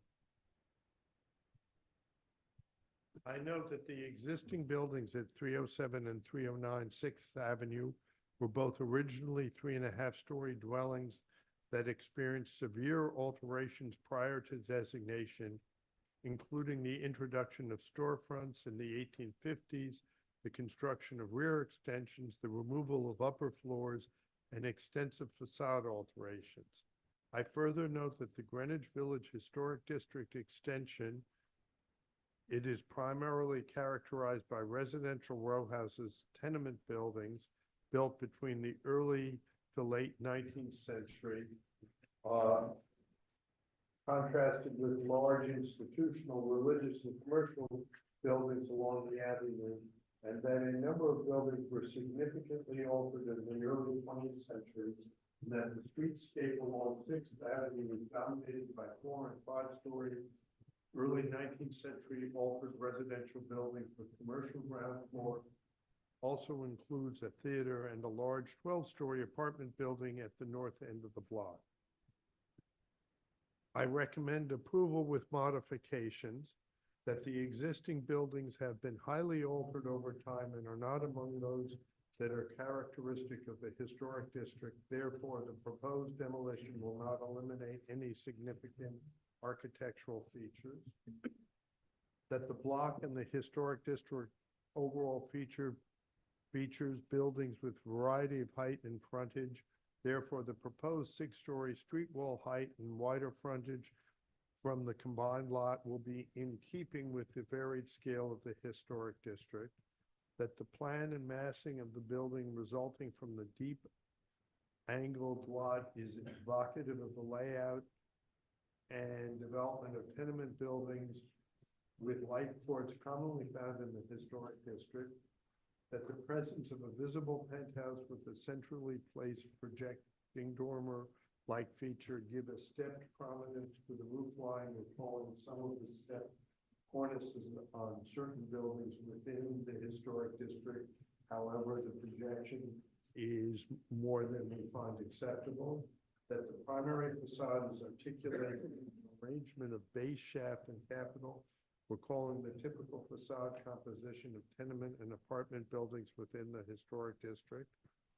That the material palette, including brick facade and bluestone colored cast stone trim, dark metal cornice, and storefront gray windows or neutral stucco, secondary facade and bulkhead will be in keeping with the material texture and elements found throughout the streetscape of the historic district. That the composition of the base featuring large storefront display windows with transom single roof doors and sidelight bulkhead, fluted piers, and sideband will be compatible with the commercial character of the streetscape. That the side and rear facades visible from points along Sixth Avenue and other vantage points on Cornelia Street will be simply designed with brick and stucco cladding and will have a secondary presence.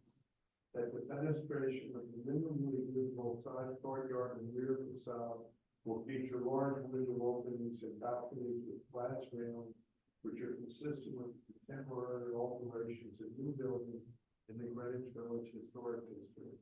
That the visible glass railings on the roof are in keeping with other glass railings found on rooftops within the district and will remain a discrete presence. And that the condition of the rear of the block have changed over time. The features several incursions. Therefore, the construction of a new building is similar footprint to the existing building will not further diminish the central green space. However, I think you can just go to the 3 recommendations. okay. Therefore, I recommend that the cantilever, roof stair, and elevator bulkhead be studied to differentiate it. That the brick cladding be continued across the north lot line facade. I'm not sure. I think, is that something we want? We'll study the materiality with the staff. And we'll study the materiality, and that the base of the building be refined to include wider intermediate piers and stronger relationship to the facade overall, with the possible use of brick masonry or bluestone at the outer piers. That the central projecting portion of the setback 7th floor, highly visible over the primary facade, shall be set back to more closely align with the rest of the 7th floor, or be fully eliminated. Okay, perfect. Okay, Commissioner Chen, would you second that motion? Second. All right. Mark? Chair Carroll, Aye. Commissioner Bland. Aye. Commissioner Chen. Aye. Commissioner Chu. Aye. Commissioner Ginsburg. Aye. Commissioner Goldblum. Aye. Commissioner Jefferson. Aye. Commissioner Lutfi. Aye. Commissioner Master. Aye. With 9 in favor and none opposed, the motion passed. All right, so please continue to work with the staff on those. Thank you. We'll move to the next public meeting item. Next item is public meeting item number 3, LPC 24-06747. An application for a certificate of appropriateness in the Borough of Manhattan, Block 487, Lot 8, 375 West Broadway in the Soho Cast Iron Historic District. This is a neo-Greek style store building designed by J.B. Snook and built in 1875 to 76. The application is to construct an elevator bulkhead. This was last presented at the public hearing of March 26, 2024, and no action was taken at that time. The staff will present the revisions to the proposal. Good afternoon, Commissioners. Robert Watkins, Preservation Staff. The item before you is for 375 West Broadway, located on the east side of West Broadway, between Broome and Spring Streets in the Soho Cast Iron Historic District. The proposal is to enlarge an existing elevator bulkhead at the west side of the roof. 375 West Broadway was last presented at the public hearing of March 26. At that time, the commissioners present expressed concerns about the height and visibility of the proposed bulkhead and requested that the applicant explore alternatives to lowering the bulkhead and changing the cladding of the bulkhead to all metal instead of brick at the lot line facade and metal cladding at the other facades. The applicant has revised the proposal to address these concerns. Here is a map showing the subject building highlighted red and the locations of visibility as illustrated in subsequent slides. And here are photos taken on the roof comparing the mock-up to the previous proposal with the mock-up for the new proposal. The new proposal reduces the height of the proposed bulkhead by approximately 6 feet and includes an elevator control room, which is the smaller mock-up to the left of the bulkhead in the photo at the right. Here is a comparison of the previous and current proposals as seen directly over the primary facade. Here is a comparison of the two proposals as seen from the south on West Broadway, looking northeast. Here's the view from the west of Watts Street and 6th Avenue, looking east. Here is the view from farther south on West Broadway, looking north. And here's the view from north and West Broadway, south. The revised proposal for the bulkhead will be clad in gray aluminum cladding at all 4 sides. Thank you. That's the proposal. I am available for questions, and the applicant is also here for additional questions. Okay, thank you. So commissioners, you may recall the last time we saw this, the applicants needed to provide access to the roof, and we discussed many different alternatives and that they had explored. And I think that ultimately we felt that it was too visible to approve, understanding the restrictions that they were working within. So they've figured out a way to reduce its visibility. But if you'd like to ask the applicants further questions, we can certainly open the proceedings. Okay, so let's do that. It's okay. Commissioner Master, would you make a motion to open the proceedings? So moved. And Commissioner Lutfi, would you second that motion? Second. All in favor, say aye. Aye. Any opposed? Okay, go ahead, Commissioner Chu. So it looks like you were able to achieve a reduction in height greater than we thought last time. Is that because you lowered the stop at the roof as well?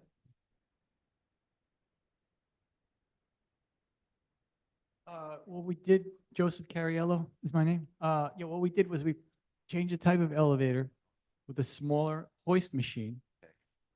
It's also now, because it's also in the shaft, it's considered a machinery space instead of a machine room, which means you don't need as much clear overhead. And that's what allowed us to lower it. Yes, Commissioner Lutfi. So now is it wider? No, it is not. Okay, thank you. All right, any other questions? Okay, so I think we can begin our discussion. Thank you very much. I know this was not easy, and this is not the preferred solution. I think you had some safety concerns about this lowering, but we do appreciate your working and pushing hard to do this. And I understand that, the Lula option wasn't something that was able to be worked out. So just to set it up again, this is a historic district where rooftop bulkheads are typical accretions and they are visible in the roofscape. I think that just the last time we saw this, we just thought it was a little too visible, well, too visible, and asked you to really go back and stretch your abilities here. And so it's reduced its visibility over the front significantly. From distances, you will still see it, obviously, but those are longer views. So Commissioner Chen, would you like to start this one? Yeah, I mean, I think given the constraint, I'm glad to hear and relieved to hear that you were able to find a mechanism because last time we were concerned about, we're listening to your concern about the safety issue. And so I'm glad that this is a new way out of it. Okay. Vice Chair Bland? Approvable at this point, yeah. Okay. Commissioner Lutfi? I agree, approvable. All right. Commissioner Chu? Agreed. Commissioner Master? Appropriate. Commissioner, all agree? Okay. And you're good, Commissioner Ginsburg. Okay, I think everybody's okay. So we can go ahead and make a motion. Commissioner Chen, would you make that motion? Thanks. In the matter of LPC 24-06747, 375 West Broadway, Soho, Cast Iron Historic District. The application is to construct an elevated bulkhead. I noting the building's style, scale, materials, and details among the features that contribute to the special architectural and historic character of the Soho Cast Iron Historic District. I recommend approval, finding that the proposed work will not eliminate any significant architectural features and provide barrier-free access to an existing rooftop. That visible elevated bulkheads are a common feature of commercial and manufacturing buildings within the Soho Cast Iron Historic District. Therefore, the presence of a visible elevator bulkhead on this building will be in keeping with this pattern of development over time, and that the simple massing and standing seam metal cladding will relate to typical bulkheads historically found at buildings of this type and age. Thank you. Vice Chair Bland, would you second that motion? All right, Mark, will you call the vote? Chair Carroll. Aye. Commissioner Bland. Aye. Commissioner Chen. Aye. Commissioner Chu. Aye. Commissioner Ginsburg. Aye. Commissioner Goldblum. Aye. Commissioner Jefferson. Aye. Commissioner Lutfi. Aye. Commissioner Master. Aye. With 9 in favor, none opposed, the motion passes.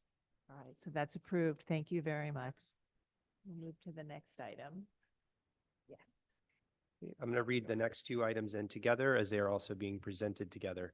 It's public meeting items 4 and 5, both pertaining to 712 Fifth Avenue, aka 712 to 716 Fifth Avenue, the Rizzoli and former Cody building, individual landmarks in the borough of Manhattan, block 1271, lot 38. Item 4 is an application for a certificate of appropriateness. And I'll just go ahead and read the descriptive info here as well. 712 Fifth Avenue, the Rizzoli building, a neo-French classic style building designed by Albert S. Gottlieb and built in 1907-08. 714 Fifth Avenue, the former Cody building, a commercial building with French design details, designed by Woodruff Leeming and built in 1907-08. And 716 Fifth Avenue, a building designed by Beyer Blinder Bell Architects and built circa 1990. The application is to reclad and modify the facade of 716 Fifth Avenue and install awnings and signage. And for item 5, that's LPC 24-07310. Same descriptive information, but this application is for a modification of use in bulk. And the application more specifically is to amend a special permit to allow for facade recladding and modifications to 716 Fifth Avenue. These items were presented at the public hearing of March 19th, 2024. No action was taken at that time, and applicants will be presenting revisions to the proposal after we open the proceedings. Okay, so we'll go ahead and do that. Commissioner Jefferson, would you make a motion to open the proceedings? Just say so move. A motion to open the proceedings? So move. Okay, Commissioner Goldblum, would you second that motion? All in favor, say aye. Aye. Any opposed? All right, the applicants may begin.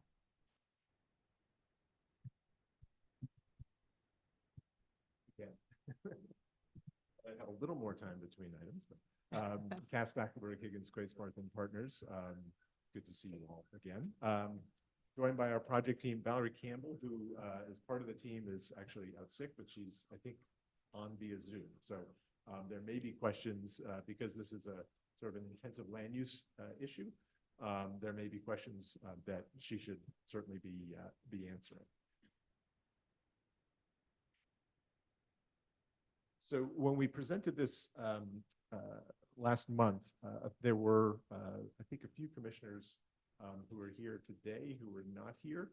So I thought I'd just do a very brief sort of summary of what the issues are, and first and foremost, sort of what the landscape is and who the main players are. But the proposal is for the replatting of 716 Fifth Avenue, which is an unusual circumstance where 716 Fifth Avenue is not a landmark, and it is not subject to the special permit that we're going to discuss that had to do with the construction of the tower in the late 1980s, you can see in the photograph.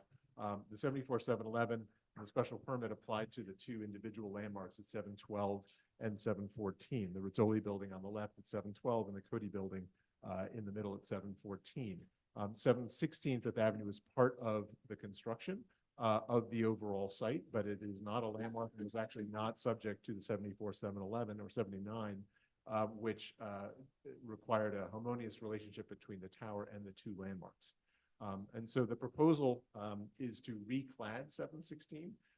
And when we presented to you last month, there were discussions about the design of that recladding, which in the previous version was more directly related to the building at 718 Fifth Avenue.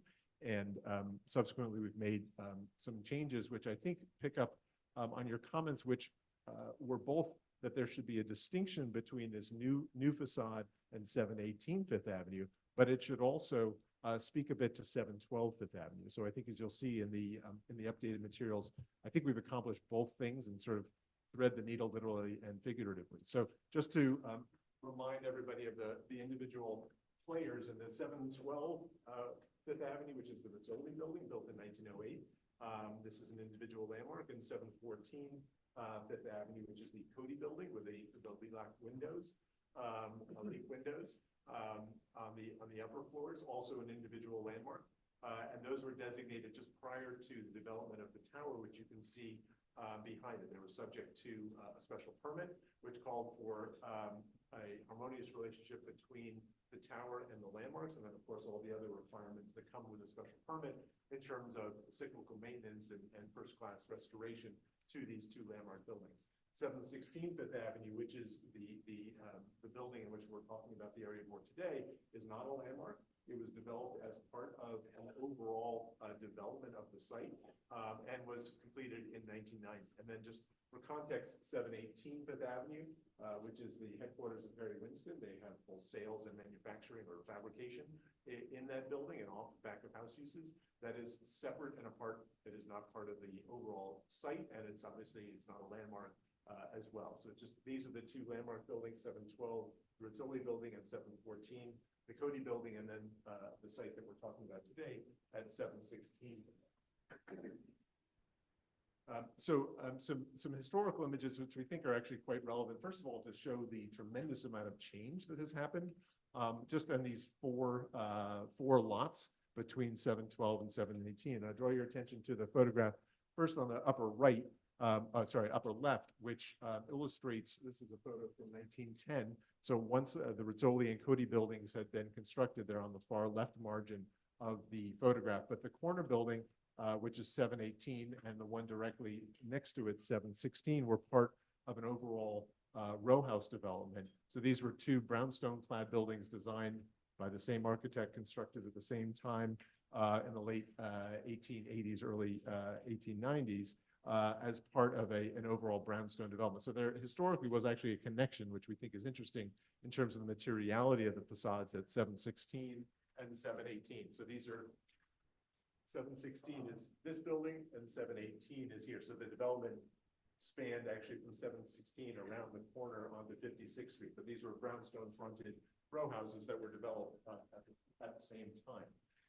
In 1910, 716 was demolished, and a two-story marble fronted building was constructed. That's a jewelry shop here. You can see that illustrated in this photograph.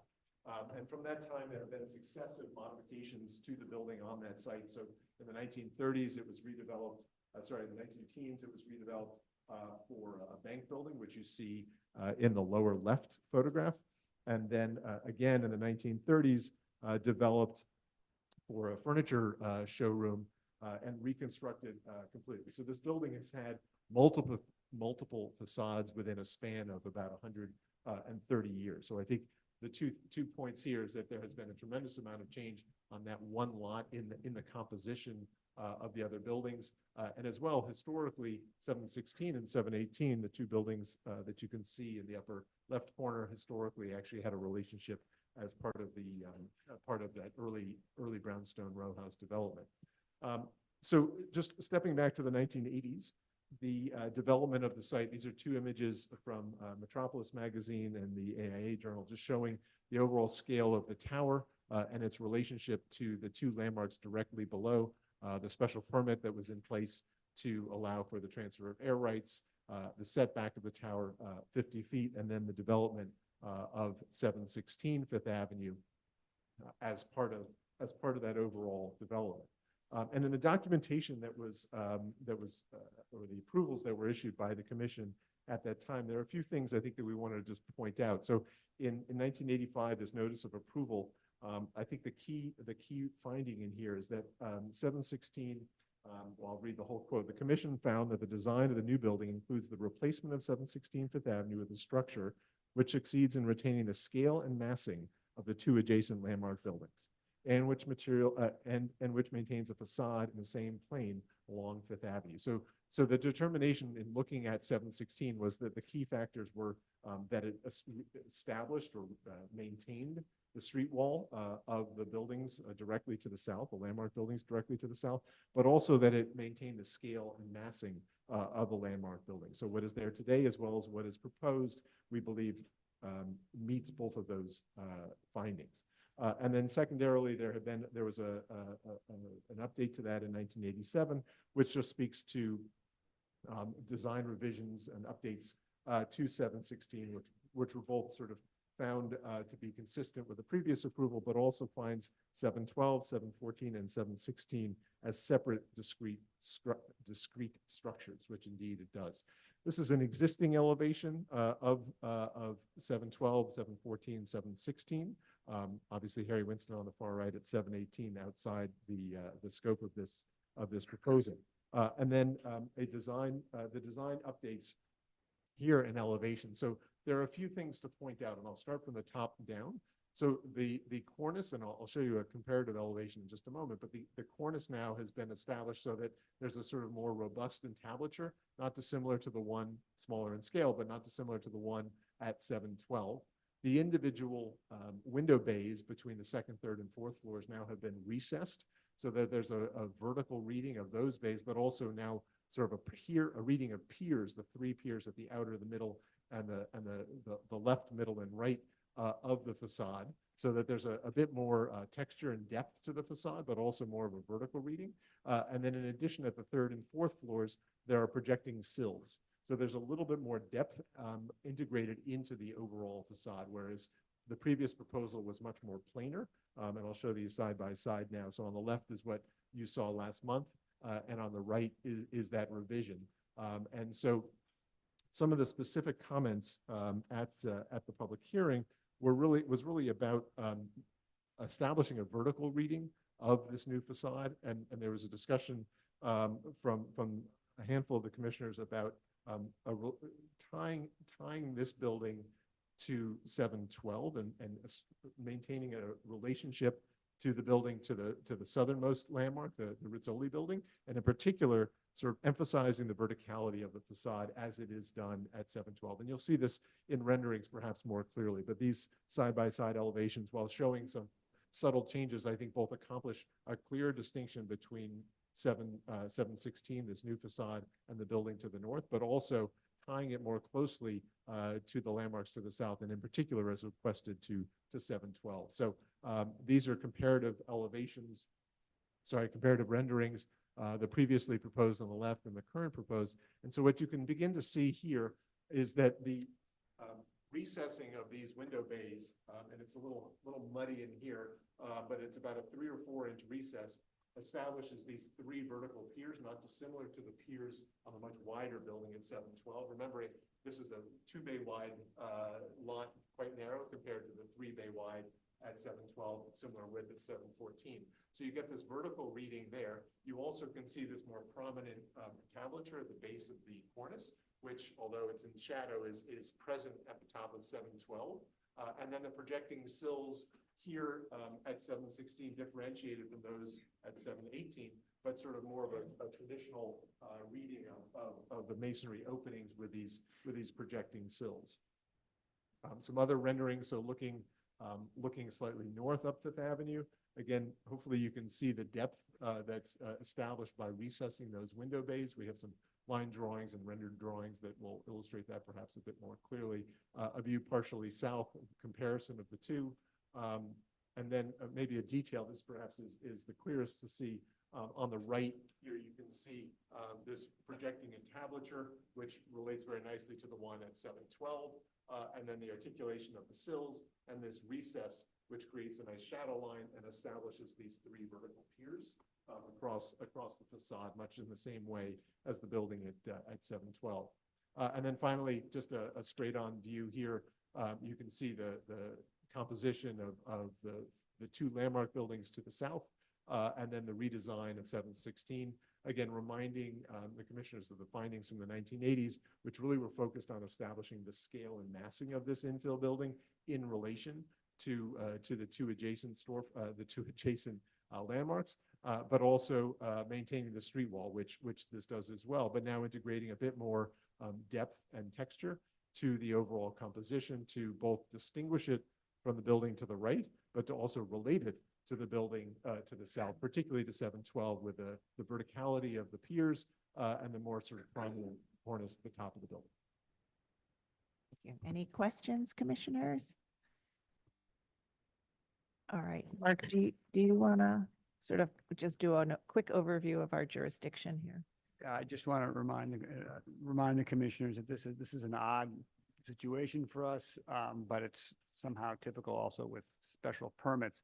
The most critical point here is this is not a designated building. It was created as part of this special permit, and the commission took a very sort of straightforward and slightly hands-off view of what this is, and they really were focusing on the scale and the massing and the plane of the facade, and that they wanted to make sure that it had a decent relationship to the 2 landmarks, and I think that's what it focused on. It wasn't focusing on super design details or anything, but it was really about the scale and massing and the street wall. And I think this further information that we just got about it originally being designed in connection with the corner building is actually new information that's an interesting thing as well. Yeah, and just the corner building, of course, was never part of the discussion in the original approval because it was not part of the project. So the discussion was really that the scale and massing and street wall be harmonious with the 2 landmarks. And then in a subsequent amendment that the design read as distinct from the 2 landmarks. And so the last time that we discussed this, I think many people we didn't have a lot of commissioners present, but many supported it. Some did have some questions about the sort of finding that the building needs to read as distinct from 712 and 714. And I think Commissioner Goldblum, you were the one who sort of suggested that could be done by thinking about the rhythm that it had originally established or created with the 2 landmarks and carrying over some of the horizontal lines and the vertical expression. So they've made some changes today, but I think that we have to find that this is consistent with those original findings, that it maintains the scale, the massing, the street wall, and that it reads as independent but related to the 2 landmarks. So we'll begin that discussion. I think Commissioner Master, you were here last time, and I think you supported it as it was presented last time, right? Yeah, I think I was supportive of this last time, and I think that definitely the modifications that you made, including adding the cornice, elongating or recessing the windows. I think it does give the verticality and it kind of balances it with, the other buildings. I think it's appropriate. The only thing I would say is that, we maybe do extra in terms of shoring it up or monitoring it, given the sensitivity of the adjacent building. Yep. Okay, thank you. All right, and Commissioner Chu, I think you also were comfortable with our limited jurisdiction here. Yeah, I think the only and I think the improvements, the changes are improvements to help distinguish more from the corner building. For me, the biggest point and difference was that there's no entry here, and that, that weighs into your sense of scale and street front. But we do allow existing buildings to change entries, close them, open new ones. So I don't think that should bear on this. In terms of its proposal and design, I think it's appropriate. Okay, and we did talk a little bit about that last time, and I think because it is going to be relating to, in terms of its design, 718, I think many were comfortable with that. Commissioner Lutfi? I don't think you were here last time, actually. I think I had to leave. But I have to say, in looking at this massing as it is right now, I think the applicant has done a very good job of addressing the concerns that were expressed. And I feel like looking at these all working together is, it's a sort of like a beautiful assemblage. They speak to each other, and yet they read separately. And I can support this. And I think that Commissioner Masters' recommendation that they continue to work with staff on some of the details in terms of protecting some of the buildings around it. Right. Okay.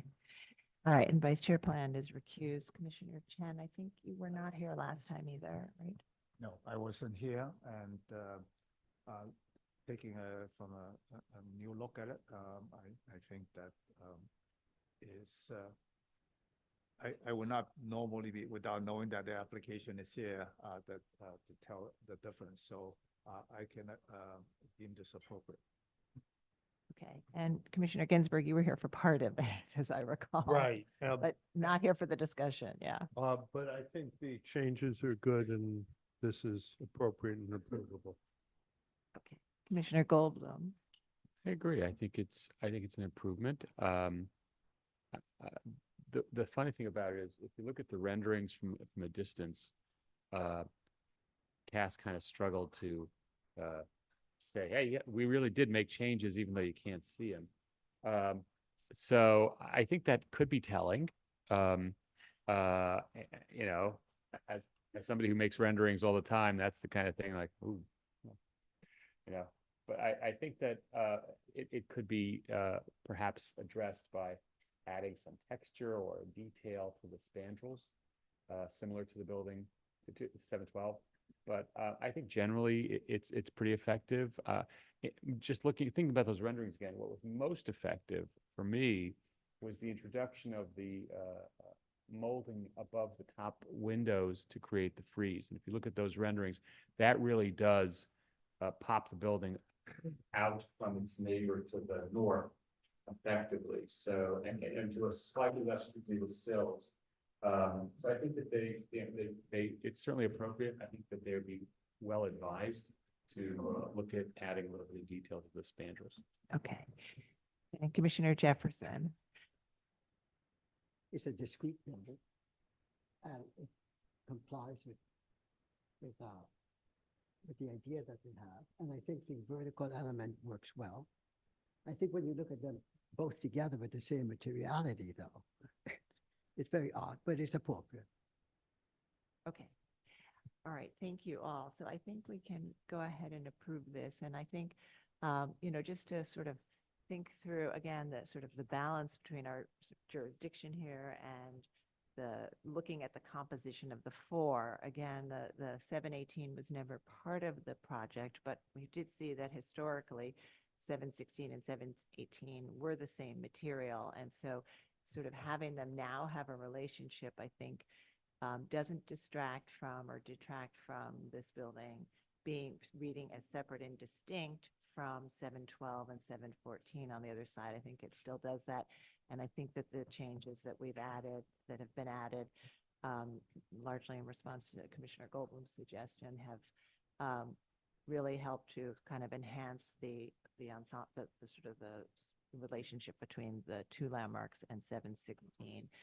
So I think here we have sort of an interesting connection to 7 to 18 and also to 716. And I think that ultimately these changes are all consistent with our original findings that this infill piece be harmonious in terms of its scale, massing, and street wall. So we'll go ahead and make our motion. Commissioner Master, would you go ahead and make the motions? Sure. In the matter of LPC 24-07069, 712 Fifth Avenue, the Rizzoli and former Cody building, an individual landmark. Going to go to, I recommend approval with modifications, finding that 716 is not a designated structure and that the proposed work will not affect the adjacent two individual landmarks, 712 and 714 Fifth Avenue, that the massing and facade plane were important factors in the commission determining that the current building at 716 Fifth Avenue was harmonious, and that the proposed recladding of the facade and modifications to the masonry openings will not alter the massing and facade plane of that building, that the existing backup masonry wall will be retained to the extent feasible, that the removing the existing stone cladding and replacing it with travertine detailed to match the non-designated building at 718 Fifth Avenue and featuring recessed reveals with control joints between the facade of 716 and the adjacent facades will support the continued perception of the building at 716 Fifth Avenue as a separate and discrete structure from the landmarks at 712 and 714 Fifth Avenue. That the new facade cladding will be installed in the same plane as the existing facade and the top floor of the building will be retained, thereby preserving the previously approved building street wall and massing and the harmonious relationship between the building and 712 and 714 Fifth Avenue as it exists today. That the proportions of the proposed window openings and the articulation in the proposed facade serve to differentiate it from the corner building at 716 Fifth Avenue, while allowing it to continue to work as a bookend for and relate to the designated buildings in a harmonious fashion. That replacing the ground floor storefront with two punched window openings and modifying the window openings and replacing windows at the second through fourth floors with single light windows and installing fixed awnings with signage on the slope will not affect the overall composition of the facade. That the individual landmark buildings will be subject to vibration monitoring under the supervision of a licensed professional. Therefore, the work will not significantly affect the individual landmark building. And that the proposed modifications will not diminish the existing harmonious relationship of the building with 712, 714 Fifth Avenue. I recommend that the applicant work with the staff to provide an adequate protection and monitoring plan for the individual landmark buildings prior to issuance of a permit. Okay, thank you. And Commissioner Chu, would you second that motion? Second. Mark, will you call the vote? Chair Carroll. Aye. Commissioner Chen. Aye. Commissioner Chu. Aye. Commissioner Ginsburg. Aye. Commissioner Goldblum. Aye. Commissioner Jefferson. Aye. Commissioner Lutfi. Commissioner Master. Aye. With 8 in favor, none opposed, the motion passes. All right, so that's approved. And would you mind doing the second one? Okay. In the matter of LPC 24-07310, 712 Fifth Avenue, Rizzoli and former Cody building, individual landmark. Let's see. I note that 716 Fifth Avenue is located on the combined tax lot with two individual landmark buildings, but is not actually designated itself. I'm gonna skip. Oh, I'm not gonna skip that. I further note that no new use or bulk waivers are being sought by this application, but that the owners are required to apply to the City Planning Commission to show substantial compliance with and/or modify the original special permit, which was for use and bulk modifications pursuant to ZR 74-711 that was obtained in the 1980s. I recommend approval, finding that the owners of the designated buildings have already committed themselves to a perpetual cyclical maintenance plan that is legally enforceable by the LPC under the provisions of a restrictive declaration which binds all heirs, successors, and assigns and subsequent owners of the building, which has already been recorded at the New York City County Registrar's Office, and that the implementation of a cyclical maintenance plan has ensured the continued maintenance of the building in a sound first-class condition, and the building owners are up to date with inspections and restorative work. Thank you. And Commissioner Lutfi, would you second that motion? Mark? Chair Carroll, Aye. Commissioner Chen. Aye. Commissioner Chu, Aye. Commissioner Ginsburg, Aye. Commissioner Goldblum. Aye. Commissioner Jefferson. Aye. Commissioner Lutfi. Commissioner Master. Aye. With 8 in favor, none opposed, the motion passes. All right, so that's approved. Thank you very much. And I think if you do want to look at those spandrels a little more, that you're welcome to do that, and we'd appreciate any texture that enhances that relationship. Okay, so that concludes our morning session. It also concludes our public meeting agenda. So we'll break now for lunch, and we'll return at 1:40. And we will resume this afternoon with our public hearing agenda. And we'll ask all members of the public to voluntarily exit the Zoom meeting at this time so that when we're going to close it during lunch, and we don't want you to experience any technical difficulties if you wish to return that would occur if we have to remove you during the lunch period. And we'll see everybody at 1:40.